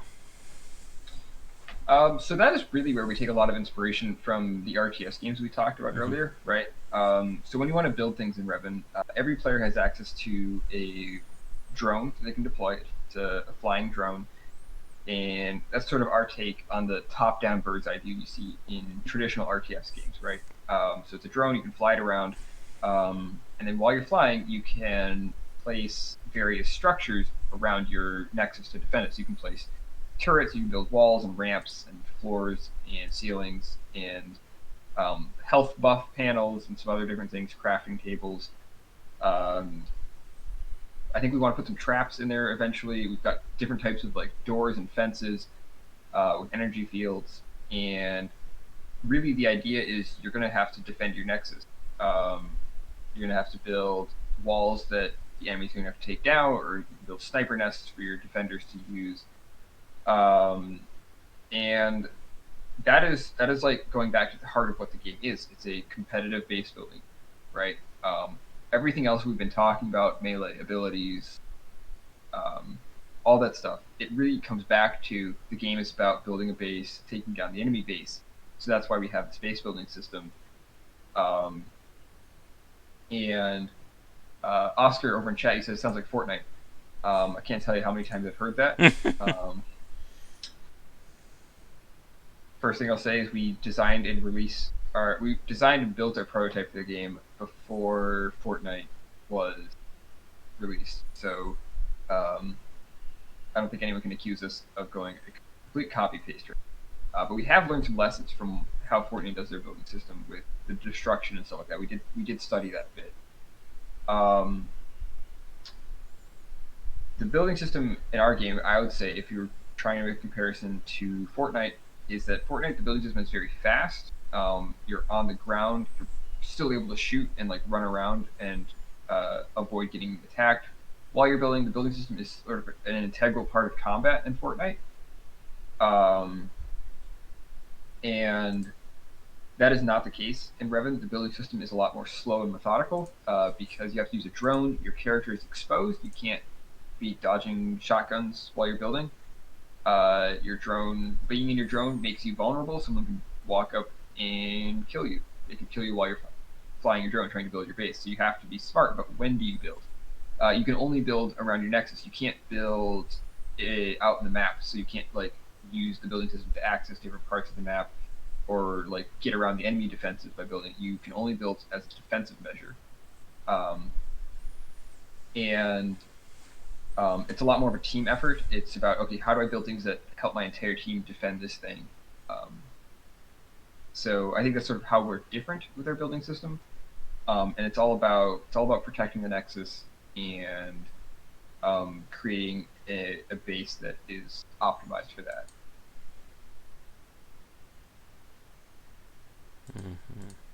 And with the like sending out units, like the drone kind of thing, how does that work for the game? So that's something that we've been experimenting with and tweaking over time. We, I think when I played with you, we didn't have waves of minions or creeps in the game. Okay. We recently put those back in about 2 weeks ago. Um, I say put them back in because we experimented with them 6 months ago, and then we switched to a new map and they got scrapped. And now we're bringing them back and seeing how they play in the meta.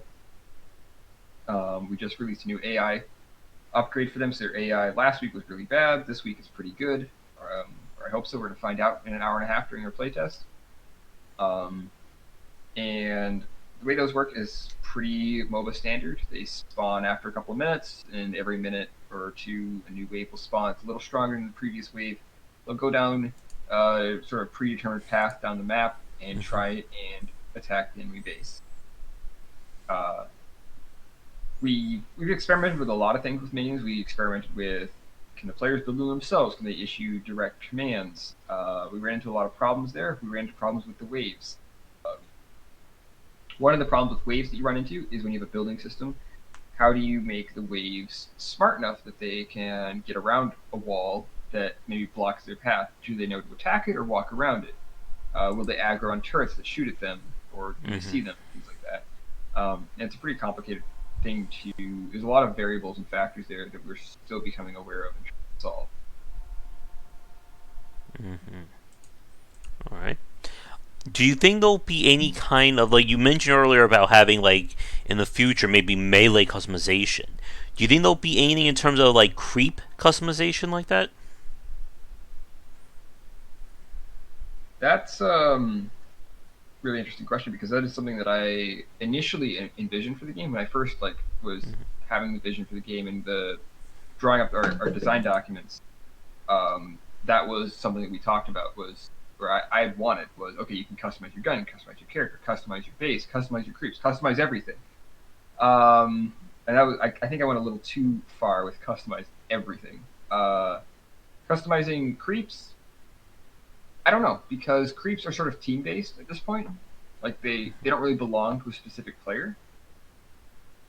Um, so that would make it difficult to say, okay, you've got 5 players on your team. Who gets to decide what the creeps are like? Is it is it just skins? Is it like gameplay effects? So you get like different health and damage variables on them. Right now, I don't really plan to have creep customization just because it becomes a team resource that's really difficult to decide who's in charge of. Um, One thing that I do want to do is add abilities that allows players to individually create additional minions that are like a summoner class almost. So you could summon maybe a couple of extra minions that are extra strong and they fight with you and they don't really follow the wave system. That'll be Um, interesting. yeah, so that's something that I want to experiment with pretty soon and add to the game. And I think that's where you would see like, okay, if you're really interested in customized creeps, maybe you play a summoner type. I say class, but summoner loadout, right? And that would Uh, require the person to basically get, specific skills related to summoners. yeah, exactly. And in terms of like cosmetic customization, we might be able to offer like skins for the minions for those summoner abilities. I don't know um, exactly where that would fit into our cosmetic store. Like we could maybe that would be something we could do if we started offering skins. I'm doing air quotes here for lots of abilities. So maybe you could customize your orbital strikes instead of a red Something. laser red laser from the sky, it becomes like an ice beam from the sky, but it still does just damage. It doesn't actually freeze people. We could do like a seasonal skin there, Yeah, or something the similar to what they do with Path of Exile, for instance. And they have yeah, skill skins for I think just about everything in the game now. right, or like maybe grenades. You could get a skin that changes them into little pumpkins or something. So you can throw like pumpkin bombs. I don't know. It's all kinds of cool stuff we could do there. Um, and yeah, that's something I kind of want to explore in the future. Yeah. Sharky, you said let everyone customize the appearance and have it rendered just that way on their machine. Yeah, I believe League of Legends does this with their seasonal skinning. You can turn it on and off for events. I'm not entirely sure. I've never actually turned it off. Um, we can do that from a technical standpoint. It's kind of a pain, but we could do it. Um, it would be something to do maybe with more for like event skins. hmm Um, I guess here's a question, like regarding like kind of customization things like that. Have you thought at all about having like a workshop feature for Revn, like as similar to what Steam does with Team Fortress, Counter Strike, and etc., where players can create their own mods or their own skins and then submit them to be included in the game? um, workshops. Uh, I'm interested in seeing players submitted stuff. I don't know if Steam Workshop would be the best route for us to go. Mm-hmm. Um, I think like all the games you listed are a lot of those are like Valve products, right? And it makes sense for them to do that because it's their platform. I know Warframe also has a workshop for like they submit stuff and people vote on like skins to get added to the game or something. It's a really interesting system. Um, I don't know. I honestly don't know. Like, if we want to do that, if we want to open it up to anyone can design a skin, I think some of it comes down to how do you want to control the theme of your game, right? I actually don't know. Does if the workshop lets the developer of the game control what actually gets put into the game or not? I haven't looked too much into it. Mm-hmm. Um, if the developer gets to approve each skin and it's not just like a completely open market, I would be interested in exploring it. If it was like, okay, you could submit a skin and then we would say yes, that like matches our visual style, right? It's also though it would be kind of difficult just knowing the current technical state of our game. We have oh yeah, that's how Warframe does it. That's what I thought. Um, it, so from a like a hitbox standpoint, we'd have to make sure that Yeah. the like hitboxes don't change, and we'd have to like do a lot of approval process there. Um, I'd be interested in doing it. I'd be interested in going, hey, let's use this system for people to submit stuff, and then we could people can vote on it, and we would approve it. Um, I'd be interested in doing that if there are those like really super fans that want to make something for the game like that. Doing it through Steam's Workshop, I don't know if we would do it through Steam's Workshop or if we would just run it independently because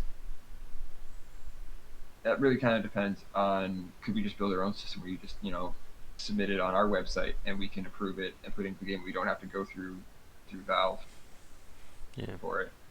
Um, All right. I think uh, I'm going to give a last call for questions now, as we're approaching 2 hours, and I have a few kind of questions, kind of like wrapping up, or what the future holds for Revn to ask you. But before okay. we get to that, are there any aspects regarding the game design or the gameplay that we didn't touch on that you'd like to bring up? Um, wow, that's a big question.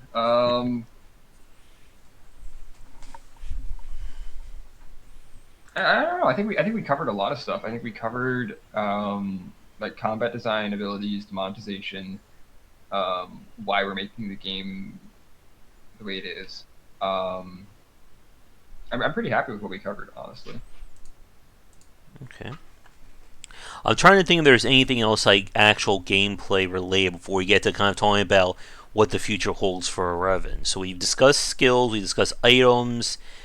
This is one thing that I was just thinking about, like going back to what you were saying earlier about having kind of loadouts for your skills and stuff. I don't remember if I saw this when I played, but can players set up presets or templates of skills that they can just click on a button and the game will kind of auto equip or auto buy it for them? So we don't have that right now, Mm-hmm. but it is something we've been talking about doing as an extension of the current loadout system. Would be like an auto buy. Mm-hmm. Um, I think that is something we're going to do. It would help people do things faster, and that's always good because of the competitive nature. It helps new players. Initially, that was actually kind of what the loadout system was going to be, and then we realized that the loadout system was actually more about the monetization and making sure that it's fair for everyone. You're limited to 6 abilities that you can buy, right? Yeah. And that's what the loadout system turned into. It's what 6 abilities is your loadout, and that sort of is your how you play the game. Um, so we did that first. It was supposed to be that plus like an auto buy feature, and the auto buy sort of got delayed until we got the loadouts tested and fully implemented. But then we're going to do an auto purchase, a starting loadout, and like it already configures your gun and everything ready to go. Because I know like League of Legends has that similar thing where you can say this is my like you've got the recommended items page and you've got the all items page. And I've been playing League for like I don't know a couple of years, and I still always use the recommended page because I'm a scrub. But I know you can also make like your own page of like this is what I want to recommend. And then Every I'll time use. Yeah. yeah. The question just came to my mind. One other thing I was just saying about regarding the competitive ladder and kind of competitive play. Earlier, you mentioned, of course, that any new skills or items introduced like during the season will not be rolled into competitive play for obvious balance reasons. But other than that, are there any like specific differences in terms of gameplay between playing a ranked match versus kind of like the casual or quick play match? Um, Not right now. Like right now, they would run on the same map, the same stats. The Nexus would be the same health, and it would just be like a single match, and that's over.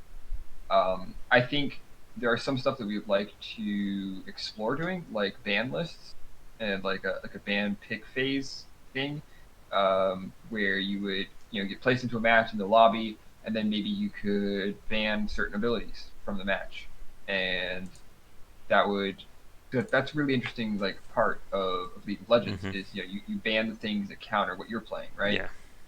And that forces every game to be a little different because sometimes you don't always get exactly what you want.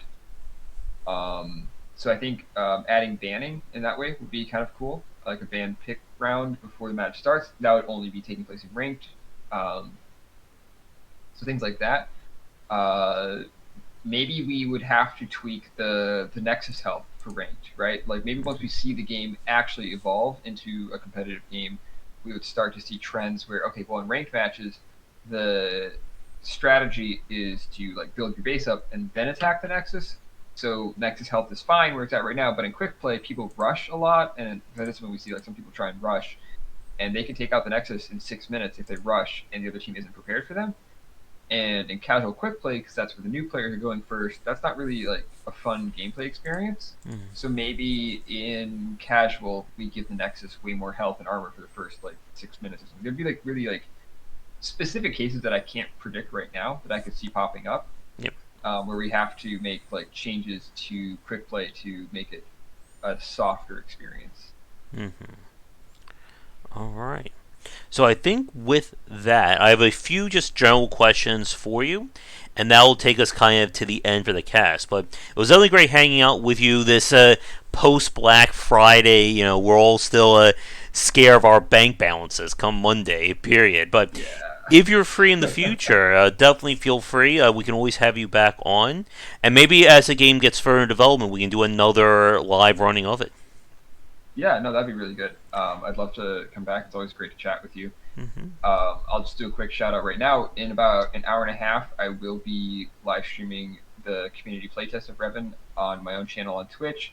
So if anyone watching this wants to come over and check that out, even if you want to actually play with us, you can go to our website at revngame.com, sign up for a key there, and we'll send you one. You can play with us because we are closed alpha right now. We're pretty much open to the public to sign up for keys, and if you get a key, you can play with us. That's sort of my plan right now for today. Yeah, I'd love to come back because these are always fun to do. Mm-hmm. And for people watching, what is your Twitch channel? It's just twitch.tv/Silas Tally. Okay. All right. So here are just a few last questions for you, and for people who are curious. So as we said, you've been working on the game now for a little over 2 years, and as you said, it's also in closed alpha. For the people watching, do you have an estimated date for either going into a public alpha or beta, or for the game being like available for purchase? That question. The always fun one, I know. Yeah. When is it coming out? Um, Hopefully next year.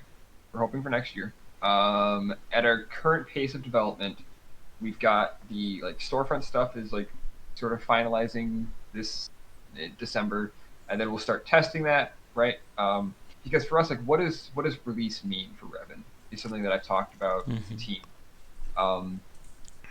We, as a small team that we're trying to build a community around the game, we want to do a soft launch of the game. So we don't want it to be like, okay, the game was in alpha, and then we shut the alpha down for 6 months, and then there's a beta for 2 weeks, and then we shut that down for 6 months, and then the game comes out. That's what you do with a game like Overwatch when you're Blizzard and you have tons of money and people will buy your game regardless, right? Yeah. For us, the development and the release cycle is going to be a lot more blended. So we're in closed alpha right now. The next phase for us might be going into open beta or closed beta, and what that might mean is we're just testing out more of our monetization features, right? So we would have a test store where you could buy the skins and buy the abilities without spending money, right? We would just give everyone a certain amount of currency every week. We just have an allowance of oh, if you're playing the game, here's $10 in currency. Go buy some stuff so we can make sure our storefront works. And that might be our closed beta phases, testing that out, and then we would flip the switch and be hey, actually you can now buy the currency, but we're going to be keeping a very close eye on every transaction and making sure that money doesn't get lost. There's no security problems, right? And then once we know that that's all secure, the game's released. For us, the game is released when people can spend money on the game and get what they want, right? And we have our first ranked season with a competitive ladder that gets reset at the end. That for us is release, right? You can spend money and it's got a competitive season. That could happen if I'm being perfectly honest here, as a developer and what I know we could program, that could happen in 2 weeks, right? We could just toggle all the switches, flip everything on, put in a very basic PayPal payment system or something, let you buy currency, and turn on a ranked mode. We could do it in 2 weeks, but are we ready to do that? Not really. We haven't tested things enough internally. We haven't built up our security. We know that things would crash and burn, and you guys would sue us. So, we gotta build up that stuff, and I think it'll be ready next year. I think that the testing phase for that will start early next year, and I think that the actual release will happen. I'm going to semi-confidently say summer 2020. But that's not official yet. That's what we're hoping for. Yeah.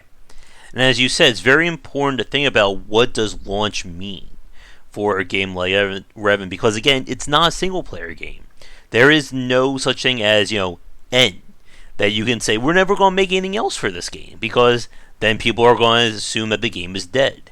And you have to kind of think about what can we realistically put in this game that we can say this is, quote unquote feature complete or retail ready, versus what we can save or what we can develop post release and keep people coming back for more.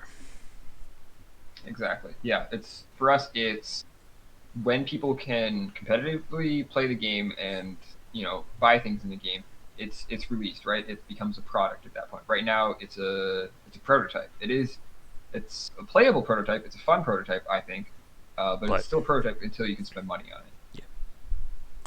And also another question. I think you may have kind of answered this earlier, but to clarify, when Revn is ready to be played, what platforms will it be available on?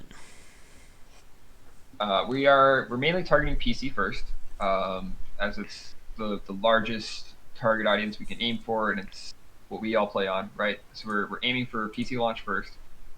Um, Following that, it might be possible for us to do like a Mac or Linux release. That sort of is something we want to look into. It might just be as simple as we need to own a Mac computer to do the development on.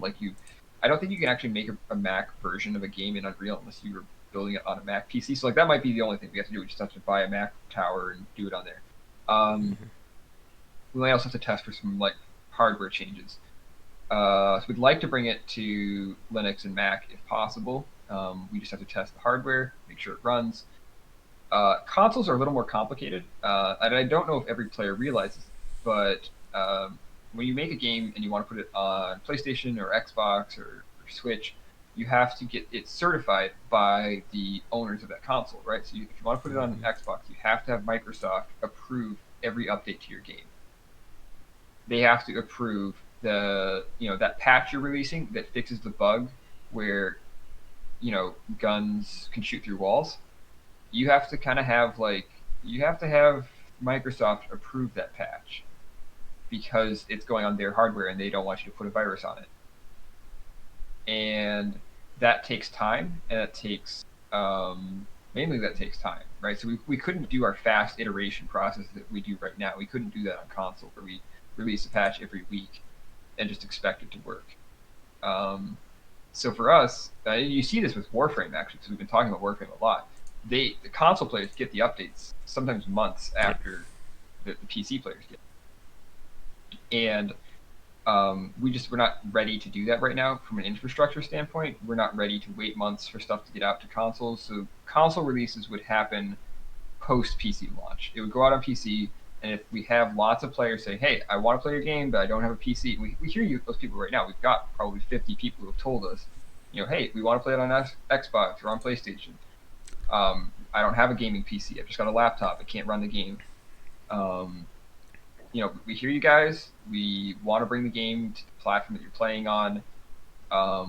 We would want to look into crossplay. Like that's the other hot topic right there. It's like, would you be able to do crossplay between consoles? Like, all that stuff. That's really just, we don't have the infrastructure, we don't have the budget, we don't have the time to do that right now, but we're totally willing to do it if there's the demand. Matricious, in chat, you just a quick question, can you run out of ammo with the guns? No. So we did an Overwatch style ammo, so you have to reload your gun, but you don't have an ammo inventory. All right. Oh, sorry. Yeah, console is something that people ask about a lot. It's like, well, how do you do that? It's a lot of like, do you have the budget? Do you have the time? Do you have the player base for it? Because also, if there's only 50 people who want to play it on PlayStation, that's not really gonna support itself. It's gonna fall apart pretty quickly because they won't be able to find games to play with each other. And you have to spend the money, of course, to get the game certified on whatever platform you're on. And if it doesn't pass certification, then you have to retool it, and then you gotta send it again to be recertified. Yeah, absolutely. And it's very interesting because we're seeing more of this talk about cross-platform play. And even with developers supporting more platforms, we're seeing a lot of Japanese-based companies releasing PC ports of their console games. So it's curious to see about how these markets align in that sense. Like how many people would be interested on a console to play a competitive MOBA shooter. Again, it may sound like far-fetched, but in the same breath, who thought Fortnite was going to be that big of a deal on every platform it's now on these days? Yeah. But I think... Yeah, it's just something to watch. But again, we could easily segue into many more topics, but I am, I think, just about out of questions. I'm trying to think if there's anything last minute. If anyone has any like super last minute questions for Silas, feel free to post them now.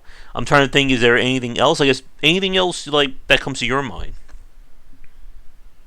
Um, Not too much, honestly. I think one of the things that I'm often most curious about right now, and I'm doing my research on, is community growth and engagement and retention. That's just something that like I want to say like, hey, that's what we're sort of looking into right now, like learning about. Because originally it was learning about how do you make guns shoot, and how do you make pretty characters. Now it's more about the people. It's learning Yeah. about how do people interact with games and integrate them into their lives. How do you make a game part of your daily routine, your weekly routine. Yeah. And that's just sort of like what I'm trying to learn about here, right? Is um, okay, like we want this game to be something that you like playing. You play every week or every day, and you ask your friends to play with you. And it's about building that community around it, and that's like really exciting to me in a lot of ways because it's like what I've always wanted to do with multiplayer games. I've always wanted to make multiplayer games because you can do it with your friends, you can meet new people, um, and yeah, I mean that's I didn't really have anything to contribute there other than that's what we're learning about right now. Yeah. And again, that is a topic that is its own podcast. I think right then and there. Yeah, yeah. But I think that is about it. So I will let you go. You have to get ready for your stream later. I guess how often do you stream, like for like Um, Revn? yeah, that's a good question. I well, right now I probably stream twice a week for sure. Mm-hmm. Wednesdays and Saturdays at 7 o'clock Eastern. Is we have our community playtests. So myself and a number of other developers will log in. We'll play the game. We'll open up the lobbies. Anyone else has a key comes and plays with us. We just play test the game. We play pretty competitively sometimes. Sometimes we play casually. We just mess around, say, oh, is this a new ability? How does it play? What's the meta? Map changes, new skins, all kinds of stuff. And I live stream that every week, twice a week for a couple of hours. And then I try and live stream some development stuff once or twice a week. I used to be really active with that and do it like every day for 8 hours a day. And man, I wish I could do that still. I really missed that. It was so much fun.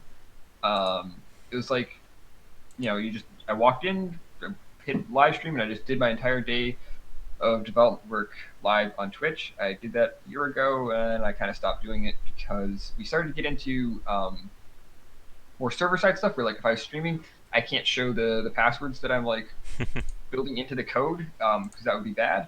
So now I have to like when I go to live stream now and develop at the same time, I have to think about like, am I streaming something that is sensitive information, or is this just like a fun new ability that I'm making? Um, so I'm a little more careful now about what I have to stream, but also my schedule is kind of not really allowing me to stream during times when people are online to watch it. Like a lot of times I do development work very late at night. People are asleep. Um, so, but I try and stream maybe twice a week outside of the community playtests. But it's pretty random right now. I wish I had a schedule. Okay, great.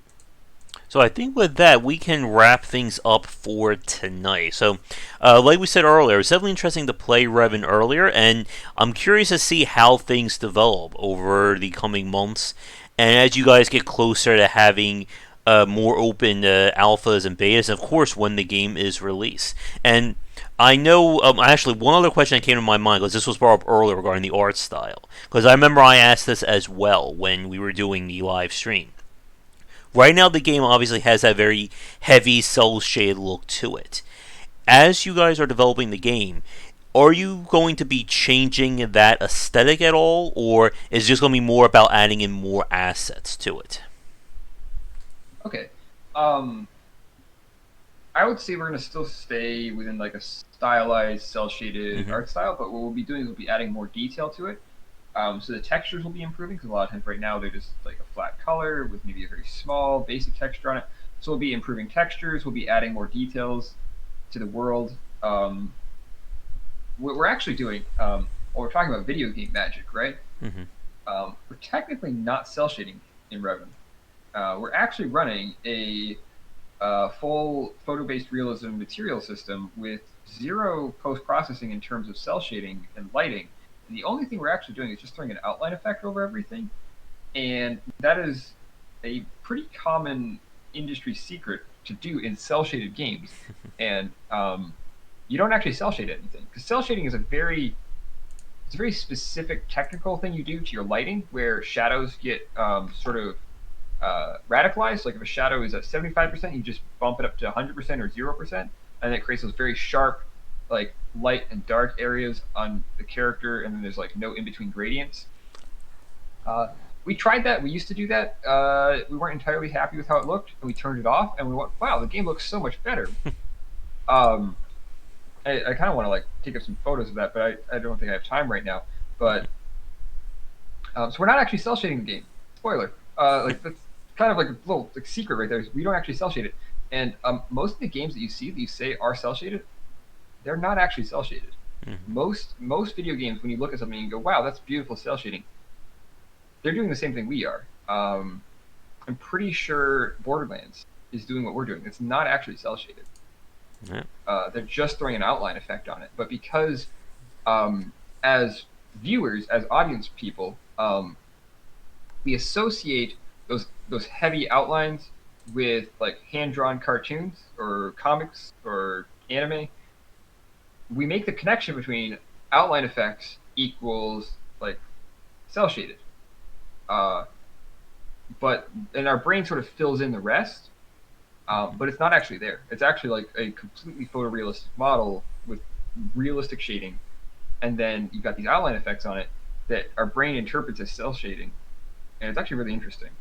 Um, and I remember when I first like did the test and I like turned the cel shading off and left the outlines on. I sent it over to Kyle, our character artist, and I was like, "Hey, what do you think of this?" And he's like, "What'd you do to the cel shading? It looks so much better." I'm like, "I turned it off." All right. Um, yeah, so we want to stick with that. We're going to keep the outline effects. We're going to add more details to the character models. We'll probably adjust the lighting a little bit and we'll add more textures. Um, but I've always really liked cel shaded games. One of the art styles that I love the most, that I use for a lot of inspiration on stuff, is there's an indie game called Ruiner. I think it's published by Devolver Digital. It's Mm-hmm. made by a company Yeah. based out of Poland. I really like their art style, and I like their world building and everything. So we take a lot of inspiration from how they render things. I think they do the same technique we do with outline effects, but no actual cel shading. I'm not sure about that. If anyone knows who works at that company, let me know. I want to know everything about how you did everything. Um, but I think that's how they did it, just based on playing the game. All Yes, right. the Red Siege game. Um, yeah, so we're kind of following like how they did their shading and their detail. All right. Well, before we introduce like another hour-long question to the cast, we better end things here. So, do you have anything you'd like to say to any fans watching, or anything to end the cast on with? Um, I guess what I would say is just thank you. It's Thanksgiving weekend, and thank you to all of the people who've been playing our game. We've had over 400 players now, and if you told me 3 years ago that I was going to be creative director at an indie studio with 400 players who are interested in a game that I'm making, I don't think I would have believed you. And I'm just really, you know, thank you to all the people who have been supportive of the game with the ups and the downs, and um, you know, always been there to say like, hey, this is good, this is bad. We wouldn't still be doing this without all the players who are supportive of the game. All right. All right, so with that, we're going to end things here. So, I think you may have mentioned this earlier, but people want to follow you on Twitter. What is your Twitter handle? My personal Twitter handle is, I believe, let me go check. It's going to be Silas Tally, one word, no underscores or anything. Or no, there is an underscore. There's Silas underscore Tally. All Let me get right. that right. I'll drop it here in chat for people. So yeah, go give me a follow on Twitter. The studio that I work at, Ambitious Games, we're under the handle at Ambitious Devs on Twitter and Instagram and Twitch. We also have a Discord server, so hop on in there, talk with us about the game, get a key for the game. We'd love to meet more of you guys. All right. And if you want to follow me on Twitter, I am there at GWBicer. But we will be ending things for this week's cast. If you're watching this record with like an ad-free version of the cast, be sure to check out patreon.com/GWBicer, as my subscribers get these earlier and ad-free. You can check out the Discord channel for us, linked down below. It is open to everybody there. And I'll include the links to Revn's site, as well as anything else Silas wants to throw at me. That will be in the description down below. But we are going to end things here for this week's cast. If you are a developer working on a game, like to come on and talk about it, please don't hesitate to get in touch. But come back for daily discussions on game design here and on game wisdom, where some of the art and science of games. Silas, again, it was a pleasure hanging out with you this evening, and best of luck with the rest of Revn. Yeah, thanks, Josh. Would love to come back. All right. So with that said, folks, thanks again for tuning in, and we will see you all next time. Take care.